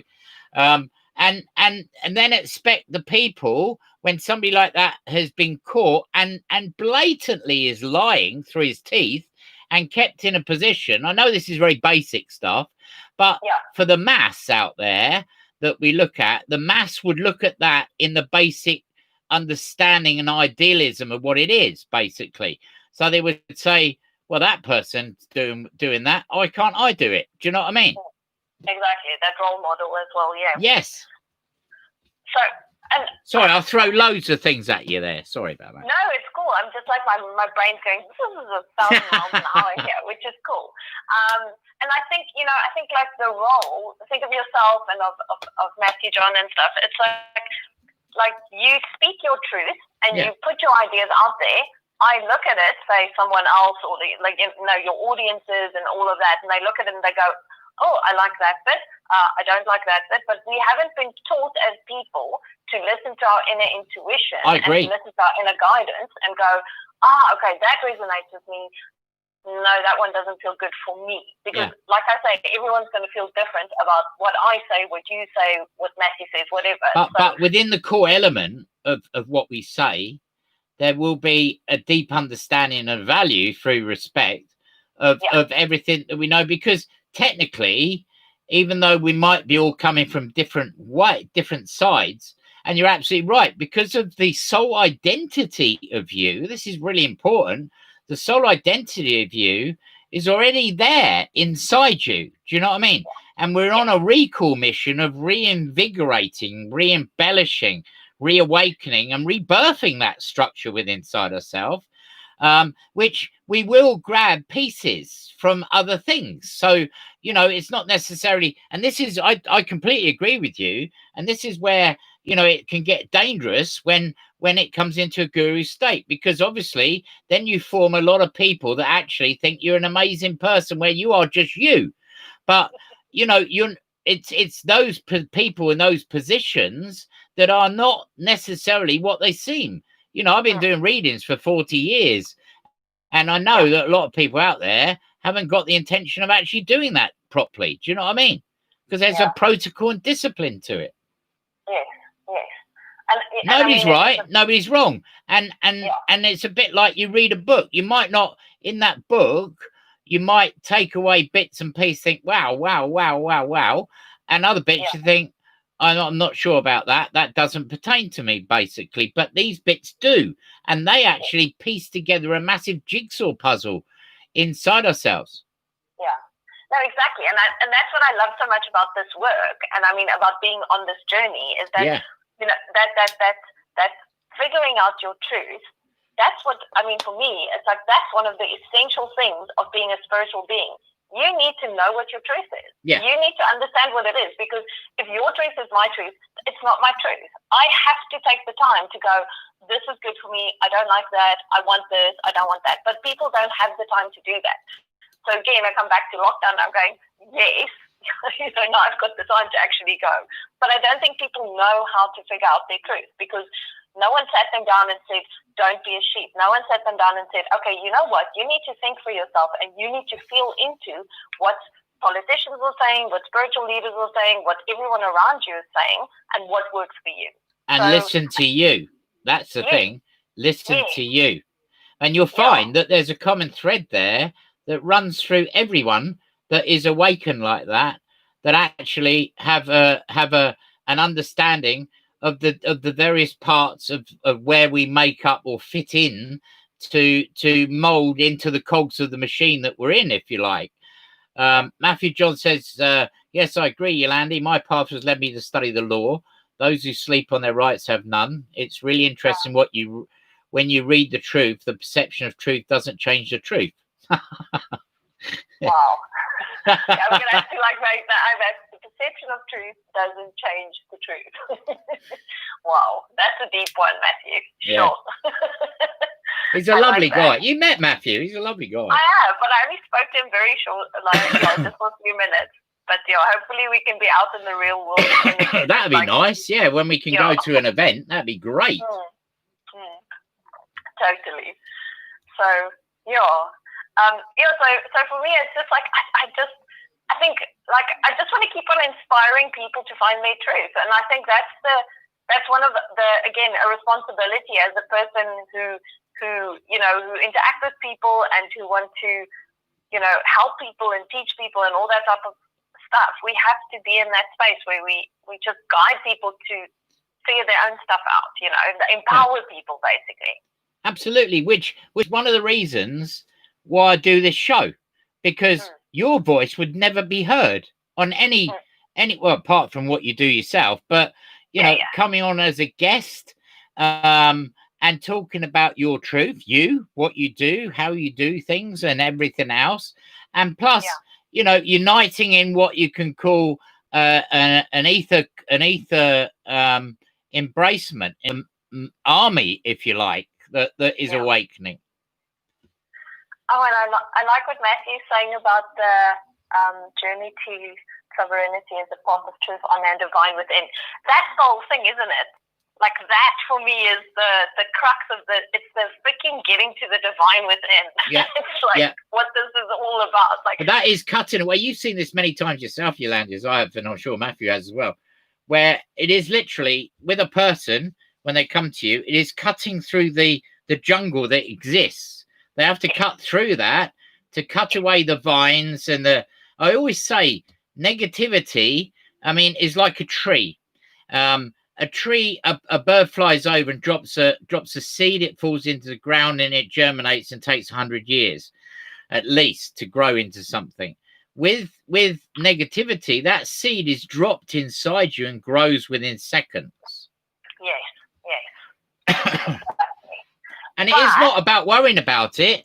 It is about moving it away, getting rid of it, releasing, letting go, to have what can only be described a point of access with yourself where reality is not necessarily your world. Do you know what I mean?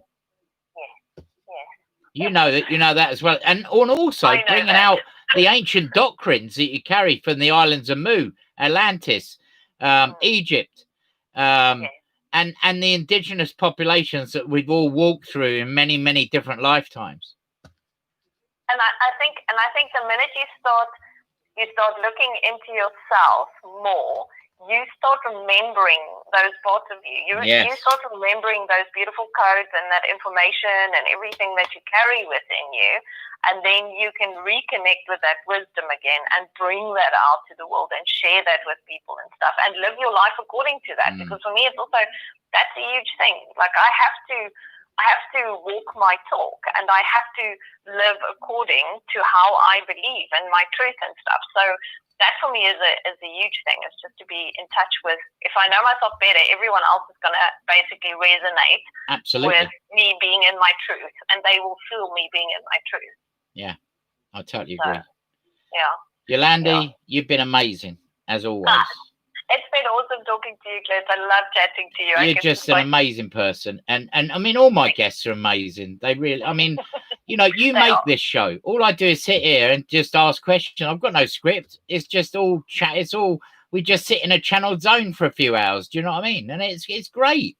And what gives me the greatest pleasure of all is actually opening up the boundaries for people like you, Pamela, and all the people that's come on this show to open themselves up in a medium that does not exist in our reality. That's a really important factor. This medium does not exist. Do you know what I mean? There's all sorts of different people out there doing things, but you know, there's no agenda to this. It is very much about, I come on, I say a few things about my opinions on reality and news of the week, funny stuff and all sorts. And then we go into the nitty gritty of all the guests and find out what they're about, what's going on. And, you know, I met you back in February. You've been on the show twice now. It's great. It's always fun talking to you. And I mean, I was like sitting this afternoon, I'm thinking to myself, so I wonder what we're going to talk about tonight. And I'm just like, I have no idea. I know with you, something will just pop up and just... Well, it just does. It just does. And, you know, that's trust. And that is very much down to the openness of what you are. And you can't teach somebody that. It's what they have to find within inside themselves. Where, you know, I don't sit here thinking, oh my God, what am I going to say and what am I going to do? You just do it, you know, and things lead on to things. And that's the best form of communication, because we learn faster and grow quicker within inside ourselves. I learn from all my guests every week. I really do. They're amazing. And everyone that's listening as well. So, you know, no, we're all the same. We're all on different things, different paths, but we're all the same. No, exactly. Well, and we will get you on again, Yolandi. Now, if people want to get a hold of you, how are they going to do that? So they can go to my website. So it's divinesoul.me. And then you can check out what I do there. I'm also on Facebook, so just look for Divine Soul on Facebook. All my social media links are actually on my website. So you can follow me on Instagram, I'm on Facebook and YouTube. But all the links are on divinesoul.me. So yeah, everything that you need to know about me is on my website. Wow. And you can't forget that name, can you? Yolandi. And we didn't even talk about Africa or anything, which would have been interesting. We will next time, because we will get you on again. Definitely. Awesome. The last thing Matthew John says, being authentic is everything. Thank you, Yolandi. Oh, thanks, Matthew. Good to chat to you over YouTube. Well, you'll meet him again soon, I'm sure. And he's a lovely lad. Cool. Thank you so much. All right, take care, and we will speak soon. And don't forget, you can catch up with this show. Be on the wall. You can put it on your wall. You can put it wherever you like, basically. So, you know. Thanks very much, Clint. Have a good evening. All right. Thanks a lot, Yolandi. All right. Bye. Bye. Yolandi Boshoff, absolutely amazing lady, immense, lovely lady. And you know, yes, it is deep. Some of the stuff is very deep, and we go to deep levels and all sorts. But you know, it is about people afterwards may want to listen to the show again, to go over bits and pieces. There might be sparks, glimmers, or something that happens in relation to the time we spend in talking about different things, which I feel is very important for us to spark, ignite, and birth into what we're meant to be. We have our last guest on tonight coming up. I have no idea who it is. It could be anybody.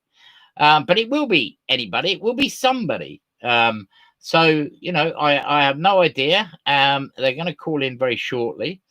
And I'm glad we've got a little bit away from coronavirus, because what can you say about it? You can't say a lot. I mean, you know, in the mainstream, with most people that are not switched on, that are in a fear factor, and I understand completely, there is going to be an enormous thousands of people that we don't hear about right now that are struggling beyond belief, that are overloading food banks, that haven't got any money, that haven't got a job anymore, that are expected to go back to work tomorrow. But will it be safe? I mean, there's all manner of different things here. And you know, when you stop a machine like Earth and you stop a country, it's going to take some time to get that back to its entirety. And obviously, what have we missed? We haven't really missed the reality we're in before. I missed going to events, and I missed meeting up with people, and I missed the interaction with people. I think that's very important. But many of us, like Sanger House, transformed into an online in 2 hours to still get over their message, their different classes and things. With myself, I do a lot online. I do a lot on readings online, a lot of readings in private readings and that as well, amongst other things. That's the tune. That's my new ringtone for my new phone. I love it.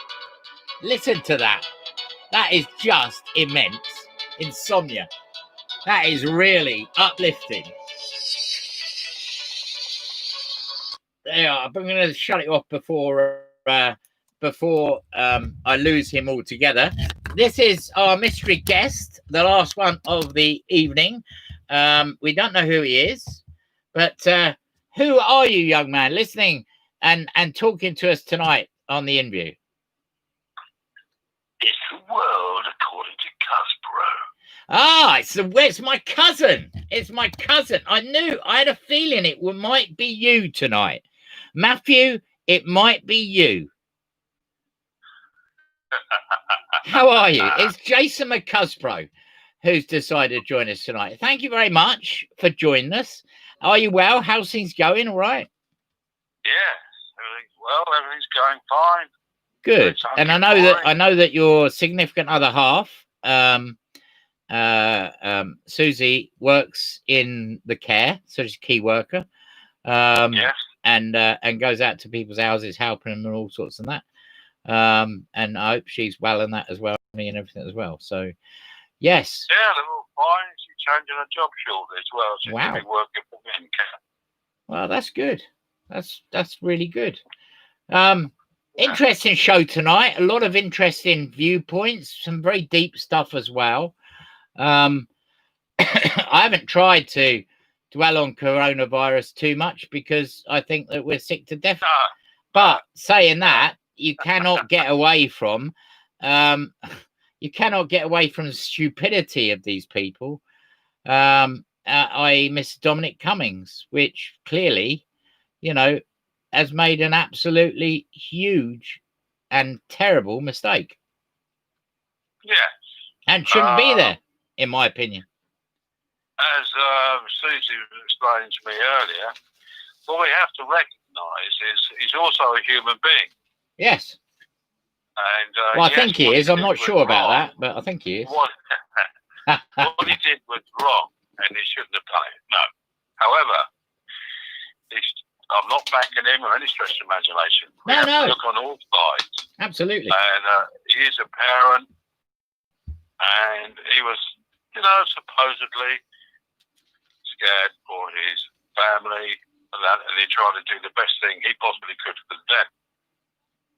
Now, I'm sure there's been others all around the country. I'm not backing him. I'm not saying... No, I understand what you're saying, and there has been others. But... Have been doing similar sort of thing, travelling and haven't been caught, that sort of thing. It's just that he happened to be profiled, high profile, and it was done. What he did was wrong, but no doubt about that. Yeah. But, I mean, if you're trying to give out a clear message, which technically, let's forget about who they are, let's forget about even Dominic Cummings for a minute, and let's look at the people that sit in power. These people, I'm not looking at necessarily me or you or even Susie, but I'm looking at the general populace, the people that are glued to their television wanting to know the latest things, the people that are not necessarily as free-minded or free-thinking as ourselves are. And that's no way detrimental to them. It's just a path they haven't walked yet. And I feel that it rings a message which I feel it does leave a very nasty taste in your mouth. I know what you're saying with a child, and he was trying to do his best and all the rest of it, but he's created a lot of problems here for himself that I feel has jeopardized his career. But the problem is, well, I agree with that. I'm not saying otherwise. All I was saying that is, he's a political career, if you want to call it, apart, but put that to one side, he's still a parent. And that obviously took preference, and he wasn't thinking possibly about... And we've all been in situations like that. Like a lot of people probably haven't, when they were doing a similar sort of thing. However, yes, there may be one or two untoward things there. We don't know. And we certainly don't know the ins and outs of it totally. We know what we're supposed to know. Yes. And but I think really that in the time it isn't going to make an awful lot of difference.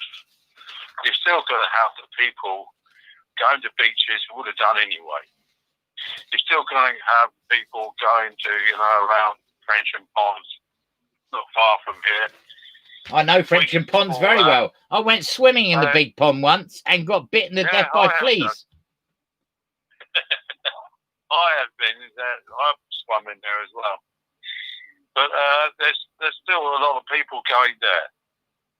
They're not doing social distancing, anything like that. No, of course they're not. Because I think in real times they do not believe it's actually happened. I do feel people, are in a situation where it's so surreal. You wake up in the morning and thinking it's a dream or something like that. Yeah, it's a bad B movie. Yeah, and then you see these signs saying social distancing, and you see these clowns in masks and that. And they've got their gloves on, that sort of thing. So, hang on a minute. Yeah, if you're inside, fair enough. If you're going to abide by social distancing inside supermarkets and that, which doesn't happen. You and me both know that. We do. It's all very polite outside, and everyone stands a couple of meters from each other. But when you go inside, it's a free for all, really. Yeah, everyone. I mean, how many times you walk around there and then you suddenly think, "Oh, I've forgotten something." I was in a shop a couple of days ago, and I said to the person, "Oh, I forgot this. Where is that?" They said, "Oh, it's right round the front. You've got to go right outside and come back in again." I know, it's ridiculous.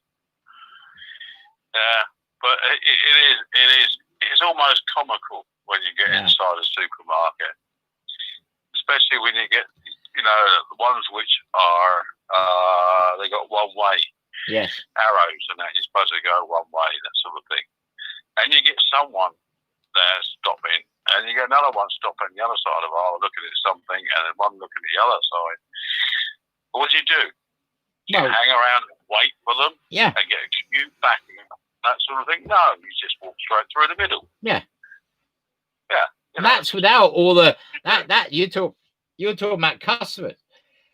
That's without the people loading the shelves that fill up an aisle quite quickly with a few trolleys.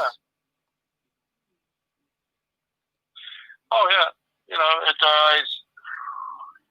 So what? It's so surreal. It just doesn't feel like it's happening. It's I know. And do you think a science fiction movie or something like that? You know. Yeah.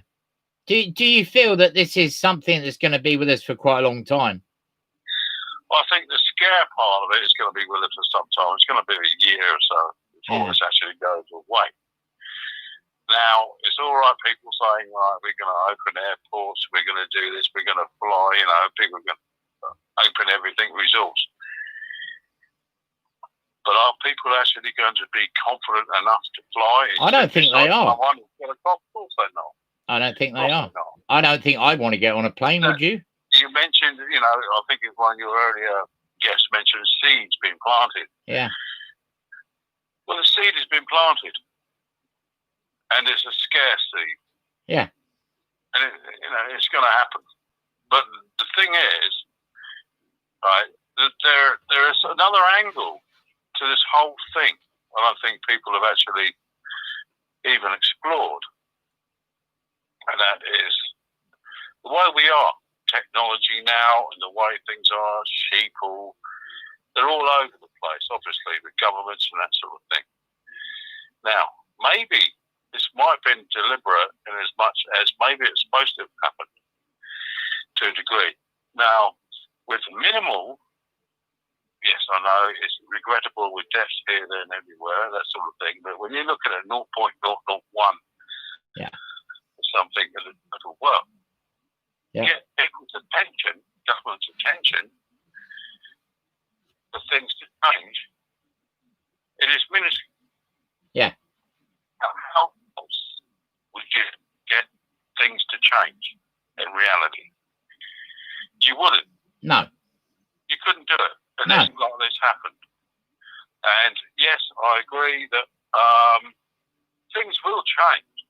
Now, I've been saying for some years now, when you look at people who work in London, in offices, on their computers all the time, this sort of thing, I've been saying for years, look, we've got the technology now, they don't need to go. Absolutely, I agree. They buy a bloody house in the Midlands or up north or something like that, you know, they get plenty of land for a quarter of the price they're paying for theirs, and they can work from home. Yeah. Oh, they all got computers, it's all done by that. And you look at this meeting or whatever, that's been around for years. Yeah. You know, you can have conference calls and this sort of thing. You can do that from home, so there's no need. I feel you're right. I mentioned earlier on that I feel that a lot of people won't be working in offices anymore. And it would cut congestion in London. People won't be going in, that sort of thing, using cars here, there, everywhere to go into the town. So, I mean, that technology's been around for a while. Now, I do believe that it's fake. That this could be a kick up the arse. Oh, it is, to a degree. But at minimal cost. What other cost would it have taken to actually make people see? Yeah. I think one of the hardest things for me to get my head around is the fact that WHO, not the WHO, the band, the World Health Organization, who give out guidelines, gave guidelines out to all these countries, which seem to a degree to be quite different to each other as they've interpreted it, which means that has caused a vacuum space, basically, that later on will be investigated and everything. But, you know, within what we're living in here, we're living in a place where even now the medical community are split on whether they should be even doing this. Because I actually spoke to somebody today in the Republic of Ireland, and this person's still in lockdown and is in lockdown to July. So they're not coming out of lockdown till July at least. No, well, that's up to them. Yeah, but that is their guidelines to stay in isolation that long. I mean, there's no right, wrong, or indifferent. Everyone's interpreted it in different ways. Sweden interpret it completely different to everyone else. But what the worrying factor, and I know what's on people's minds, is not just, do I go to work tomorrow? Is it going to be safe and all the rest of it? But is it going to come back? In other words, are we going to have a second?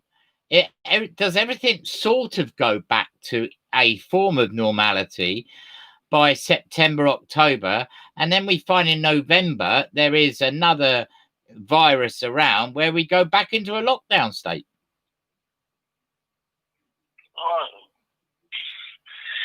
Only time will tell. Yeah. But when you're looking at people being furloughed and people off work and that sort of thing, what some people haven't even realised now is, yes, the cost of when we've come out, yes, the cost of jobs and things like that, but there's so many other things like the cost of mental health. Completely. Issues. I totally agree with you. And there is a huge wave of that coming. Well, it's a knock-on effect from it. There's a massive tsunami coming. That is, as you say, mental health. That is abuse victims. That is all manner of different things. So what's going to happen? There won't be a second wave. There won't be a second wave of coronavirus because of that. It'll be titled as something else. It'll be something else totally different, and it'll be minimised. I don't know, like whatever. Yeah. It's going to be called something else, but they cannot economically call it a second wave of coronavirus. Well, I think that's going to be on top of, obviously, an emergency budget where obviously you're going to see the biggest depression in the world, if not this country, since the 30s and beyond, to be honest, where they're going to be putting taxes up because they'll be clawing this money back. Now, they're going to go to firms, not yet, but they will go to firms that they have helped out, where they have to give money back, where there is an interest charge to it, that technically are only just getting back on their feet. Do you know what I mean? But what interest charge? Oh, I'm not an economist, right? No, I'm not either. You know, I'm not a mathematician or whatever. Now, I put this to you, I don't know, but I'm looking at it slightly different. If this was the only country who's suffering from it, or one or two others, yes, it could be in dire straits. Yeah.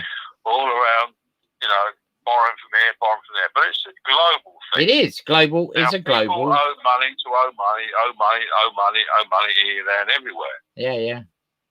That sort of thing. Now, what's the best way to combat that? It's to draw a clean slate. Yeah, I agree. Nobody owes nobody bugger all. I agree.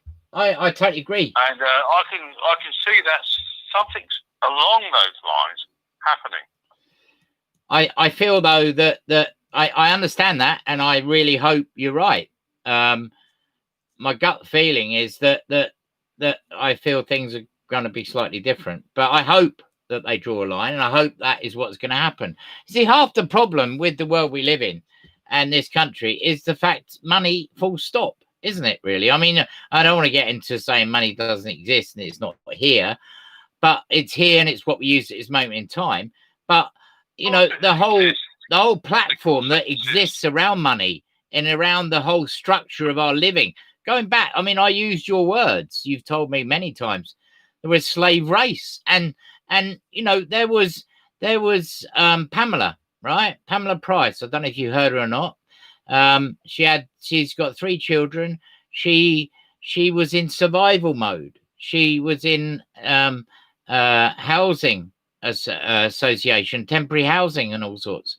And, you know, she went into the job center or whatever, and this woman looked down on her and made her feel really bad.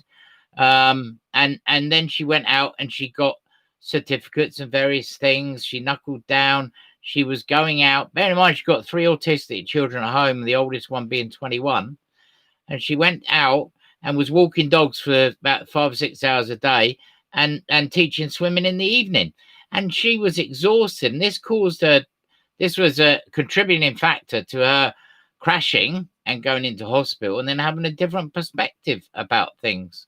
And, you know, to a degree, you know as well as I do that we are push the limit, aren't we? Really, realistically. Yeah, we are taxed to the hill. Yeah. We are basically programmed to modern day so-called life as you know it. You know, we get up in the morning, we'll have a cup of coffee or something like that, and not even that, we go to work. Yeah. We come back, we have a shower, bite to eat. If there's time, we watch a bit of telly or something like that, or whatever, and then we go to bed. Then we do the same thing day after day. Yeah. You know, and basically we're working for the government, really. Yes. And the big corporations, yeah, all right, we're working for our bosses, that sort of thing, for our jobs. But they also are working for the government, you know, by paying their taxes and that sort of thing. So, yeah, basically we are a slave race. Yeah, because realistically, looking at technology in the future, there's going to be more machines are going to take over human roles. So it means that there's going to be more humans that won't be working. Yeah, but that's been around. That theory's been around for what, 20 years or more. Yeah. But there's only certain things that machines can do. That's true. Manual labor, doing MOTs like myself, MOT tester, doing other building work or whatever, that sort of thing. They're not going to take over doing things like that. I mean, we're talking hundreds of years before anything comes close to anything like that. But machines are already here. We're not talking about robots. I mean, robot machines define that. I mean, I saw a program the other day, Richard Hammond, doing his thing, special series he was doing in big places and that, and he went over to the Volkswagen manufacturing factory over in Germany, and it's humongous. Yeah. Thousands of square kilometers of this place. Huge. And robots are picking this and picking that and assembling this and assembling that. Yeah, robots will take over as far as that's concerned, but humans will always be there. You know, they'd have to adjudicate them, whichever way you want to look at it. Oversee them is what you're trying to say. Oversee them, yeah, that's the word. For manual work, no, it's not going to. Did you see? Not in our lifetime, anyway. Did you see? I think it's in China or Japan. There was a robot dog patrolling parks when people were in there for lockdown or whatever. Did you see that? Well, no, I didn't see that, but I can quite believe it. I mean, obviously experimental, and they're putting it out there. I mean, what a time to do it. Yeah, why not? And, it doesn't mean to say it's going to take over the planet, does it? No. But, I mean, a natural progression, I mean, however we look at it, I mean, there's going to be roles that will facilitate human beings, but there's going to be a lot of roles that be dispensed. I mean, you know, the days you in years to come, you won't be called an MOT tester. You would be called something else, because most of the cars would be up in the air rather than on the ground. Well, yeah, crikey. Imagine the confusion there and the congestion up there. Up in the sky. Can you imagine it? No, I don't think that's going to happen. It's not like Blade Runner and things like that. No. Because if you have an accident and your power plant or whatever, your thrusters, whatever keeps you up there, that sort of thing fails, you can come crashing down the road big time. No, I don't think that's going to happen. Yeah. There may be magnetism like in Tesla's theory, that sort of thing, where you can hover off the ground a few feet and travel like that. Yes, but literally up in the skies, no, I don't think that's going to happen like that. Not for the majority of people, no. Just think of the congestion. It'll be what it is now. Yeah, and a great big airliner coming down at the same time. Be really quite messy, wouldn't it? Yeah, it would be very messy. Yeah, it's not pigeons getting into the bloody turbine. No, it's someone's car. Yeah, and that there's been quite a lot of accidents with planes with pigeons and God knows what getting in their engines. Yeah, well, they do. You know, they get a flock of them or something like that. An airplane can't just suddenly change course, can it? No, and it's travelling at great speed. Mind you, there are some aeroplanes that's never been found, like MH370. Yeah, well, they've never been found, no. Are they? Do you think they're in a different dimension? I don't know on that one. It's supposed to have gone down somewhere over in Australasia, isn't it? Supposedly, yes. Yeah, supposedly. So you're looking at, what, a huge ocean area. I know. However, it's been several years now, and what you see Discovery channels, and I know you do as well as I do, and you see, drain the oceans, that sort of thing. When they got technology to these scanners and that sort of thing, they can peel back the waters and see exactly what's down there, within millimeters. And I just wonder why that hasn't been done. Well, that's potentially something they should be looking at, yeah. Or maybe it has and we don't know about it. Maybe they have. Debbie Johnson's comment and says, not living, we are just existing, and lockdown has given us a taste of the way we can live. Some people terrified of losing money. We can survive if we pull together. Well, yeah, the problem I have with that is, you've got to have some kind of thing like money or what have you. How did we get to where we are without it? Will we be talking like this now without inventions, without people finding the money for inventors and creators and that sort of thing? We wouldn't be speaking to each other now. Well, we are. I reckon we're probably about another 5 or 6 years away from actually, or maybe 10 years away from a completely cashless society. So there won't be no money technically. It'll all be electronic. Yeah, but if it's still money. But yeah. Really. Everything has a cycle, and obviously I know money, and I know Matthew John, if he was on here, he'd be saying, well, it doesn't exist. To a degree, it doesn't, but at the moment, it does within people's eyes, and the problem with the people is the first thing is say, well, if we haven't got money, what do we do?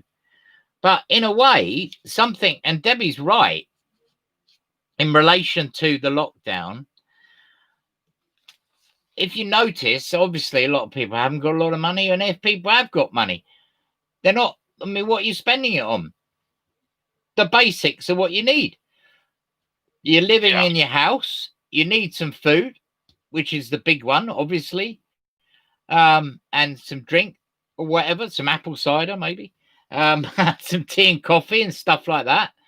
And it's very basic. You don't need anything else. You don't need to go and buy loads of clothes. You don't need to go and spend £100 in a nightclub. Do you know what I mean? There's a lot of people, and this is, I know the thought patterns of the government are, there's a lot of people that have a lot of money that aren't actually spending it right now. But there's a lot of people who haven't got anything. No. Also, what you got to look at, it's all right having this sort of utopian future, where you don't have money, you don't do this, you don't do that, but it's like if I go into a garage and I want to stick, like 30 litres of diesel in my, I'd say, and I go up to the cashier and said, right, well, you got to pay for that. So there are like 20 sheep. So I got bloody field for the sheep there. You know, you can't pay for it like that. They say, well, I've got enough sheep. I don't want any sheep today. But people have always, you know, it's hard money. People have always got to put roofs over their heads. There's rents, there's mortgages and things like that. So it's not going to happen overnight. But I think it's a system, isn't it? I mean, if we look at the system that we have is not right in any shape or form. And yes, that there has to be a value to things. You know, I know I'm going to talk about the future, but in the future, I feel that, you know, we're going to be run. The world itself well, I don't think it'll be in my lifetime or yours, but it certainly might be in your sons and my sons, where a lot of the world is going to be run by computers, where people will not, apart from they would go to work, then the people going to work would get a certain element of stuff that will be free. People that aren't going to work will still be credited and still get things, but there won't be no money involved. So I do feel that we're going to get away from human intervention and into a more wholesome picture of how we should live on this planet, rather than how we are told we need to live on this planet. Do you know what I mean? Yeah, I know what you're getting at. I know it's big what I'm talking about, but in a way it makes sense, doesn't it? All the time you have human nature. There's always going to be the haves and haves not. There's always going to be the people who are going to be wealthier when they got more. I use the analogy I used earlier. There's always going to have people with a damn sight more sheep in their field than others. Yeah. They got a lot in. They got a lot in Moreland, apparently. Yeah, no, that's goats. Oh yeah, goats. Sorry, yeah. That's goats. Yeah, and I renamed it anyway. Have you? Yeah, Midsummer Moreland.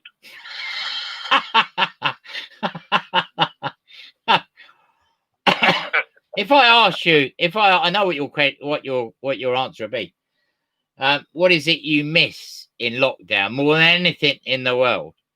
And I'm pretty sure that your answer would be you miss going in for the interaction and the exchange, absolutely, and the pint of beer in your hand, or cider in your hand. Yeah, I miss the Thatchers. I really, really do. Yeah. And yes, I agree with you. It's there's a, you know, I mean, a lot of people think, well, that's not really important, all sorts, but you know, mental stimulus, talking about mental, you know, when people are kept away from people, you know, it's going to take some time for that. I mean, you can imagine when Wetherspoons open, they're threatening to open in June. You can imagine you won't get in the door. It'll be packed. Yeah, there'll be 20 people allowed in there at a time. Yes. And, well, if they've got a big outside area, they have to go and stand in their little boxes. No, it's not going to happen. It won't happen like that. It can't do. Because, I mean, okay, you have restaurants, okay, and normally say 70. Yeah. You've got employed chefs, you employ... I know. Waitresses, waiters. That sort of thing. Bar staff. Okay? So they can less than half of that. Like 30 people. Because you got 2 metre distancing and all that sort of crap. There's no way they can afford to open. They can't. I agree. Once they lose money, because staying shut, they're getting money from the government. At the moment, but now they've been told they can open but carry on social distancing, they're going to be losing money. Yes. And what you've got to ask yourself is that there is many, many thousands of people across this country that them shops that were there, or cafes or bar, they're just not going to be open. Do you know what I mean? They're not. You know, the ones that have a handful of tables inside, the one that's flat. Oh, it's got even less than that in the Thatchers. Yeah, I mean, but then again, that's a different rule there, isn't it? Yes, absolutely. It's a different reality. Yeah, different reality. Yeah, that's a good way of putting it. I do know that a lot of pubs have been open during the course of lockdown, doing takeouts and that. And I mean, there was a pub I watched on TV where the owner there in Liverpool had queues about a quarter mile long to get a beer from this place. Do you know what I mean? Yeah, well, haven't they heard of supermarkets and that sort of thing? I mean, I know. It's ridiculous. People, when McDonald's and Burger King started opening up again and doing takeaways, yeah, the queues are astronomical. I know. They really Why? are. I mean, how pathetic is that? Why? Why? I mean, why queue up like that? I mean, you only got to go to supermarkets and get some burgers, flatten them out with your hand, that sort of thing on a plate. Yeah. Stick it in the oven, or whatever, and you get rolls. And that, and explain to the kids, it's not quite McDonald's, but it's a damn sight bloody hell beer. Yeah. And stick some proper cheese on it, and they'll be well away. You get chips and all that sort of thing. I don't understand. Well, the thing is, it's because people haven't been able to go there, and to a degree, it's quite, to a lot of them, it's addictive, isn't it? When you get McDonald's, it's simple. I don't have to cook. Yeah. Yeah. But, so if it was Susie and I, we thought, we're going to McDonald's tonight. So we go and queue up, right, in our cars. It could be like, half a mile long. Yeah. Oh, forget it. Forget it. It'll be like 10 o'clock. Something like before forget it. I wouldn't be interested. No. Just bugger off. We go somewhere else. It's like recycling tips. Get some burgers or something like that and come back and eat them. Yeah, it's like recycling tips. Recycling tips. Everyone was in them straight away. Queues miles long. That's of course. Right. It's wait till they're open, give it 2 or 3 weeks, Yeah. something like that, then we take some crap down. Yeah. But yes, it is. And you got to know where to store it in your garden. Just put it down the side somewhere or whatever. Wait a few weeks, then go. Yeah. But, as soon as something opens, everybody's there. Well, it's the same. It's the same right at the beginning. One man obviously went out the door with 1,400 quid's worth of toilet rolls, so everyone else copied him. Yeah, I remember saying to Susie that maybe I should go into. I don't know. I've said this to you before, but maybe I should go into the supermarket or something like that and just pretend I'm on the phone, pick up a bottle of Cornish Rattler, or listen to them or whatever good, and say, "Oh, is that it? Rattler? That's the one? Yeah. It's got an ingredient in there that can combat COVID-19. Say it out loud so people can hear. Yeah, everyone will buy it. Everybody's buying Rattlers. They get out of stock, all around the bloody country. Yeah, absolutely. That's a really nice cider, actually, as well. It is. It's the best for me. I love it. Yeah. I love Rattler. Well, of course, Cornwall is a lovely place, full stop.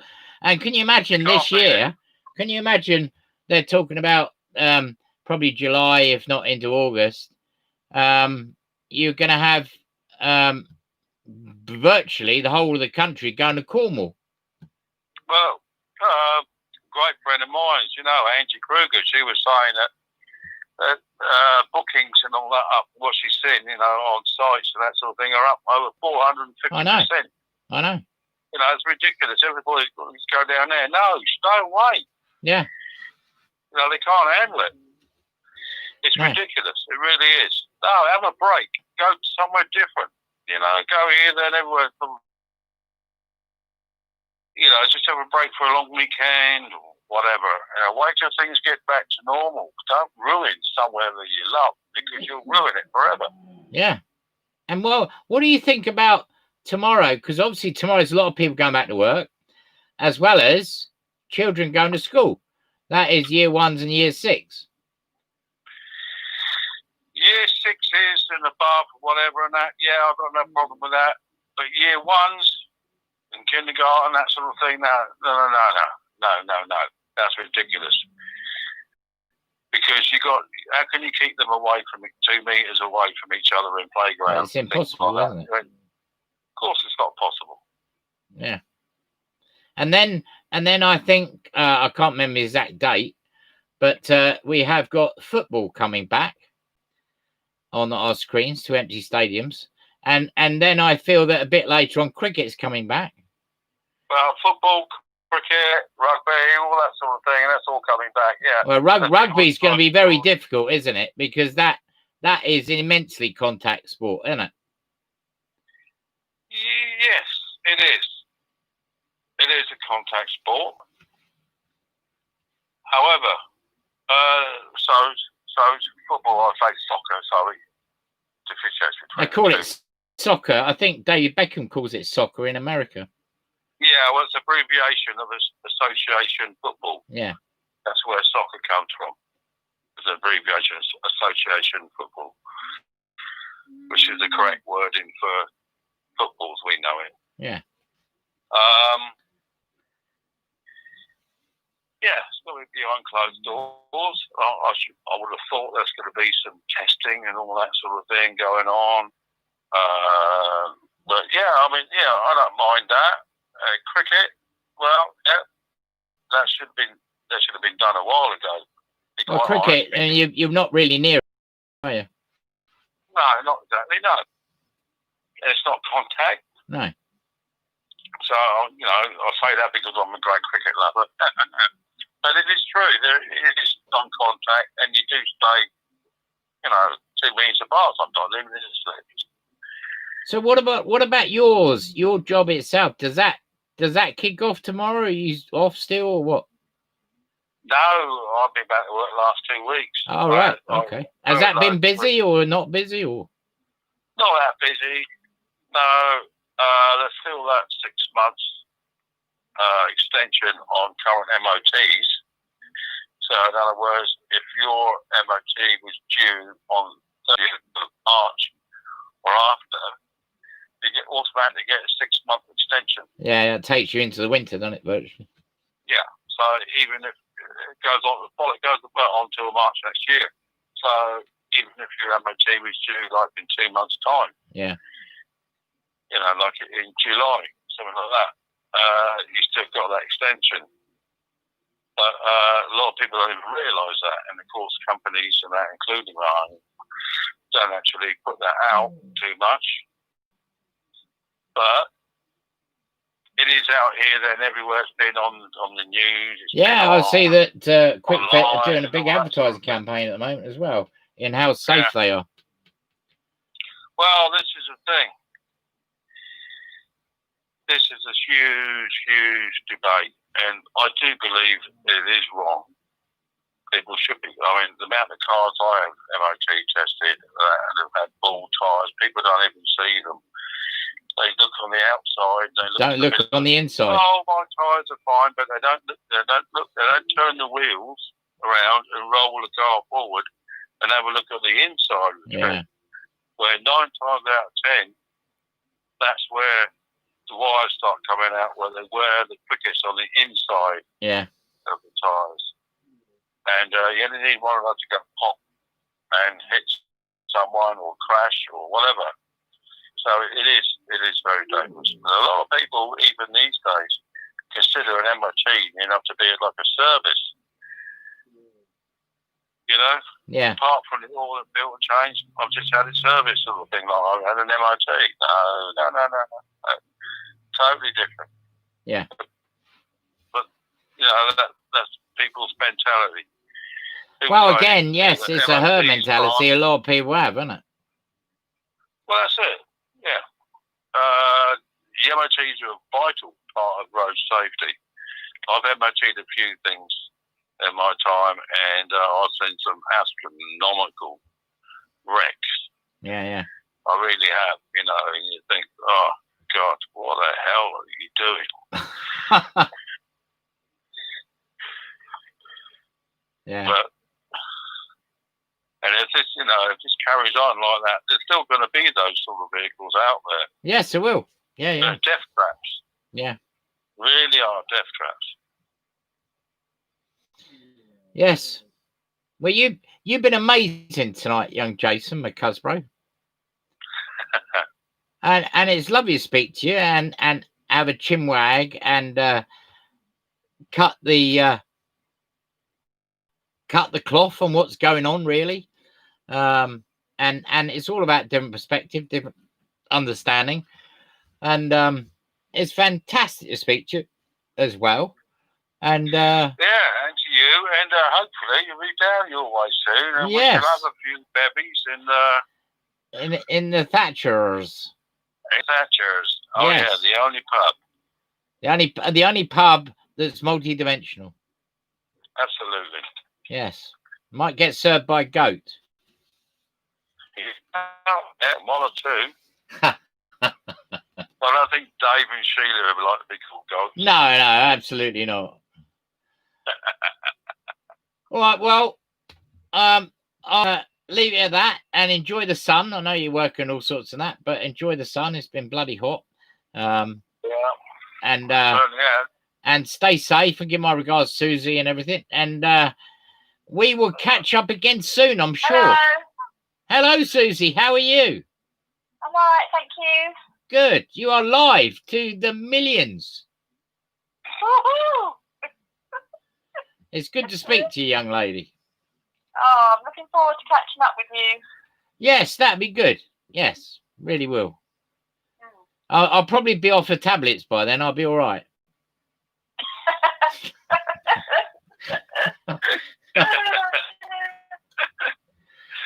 All right, Cosbro.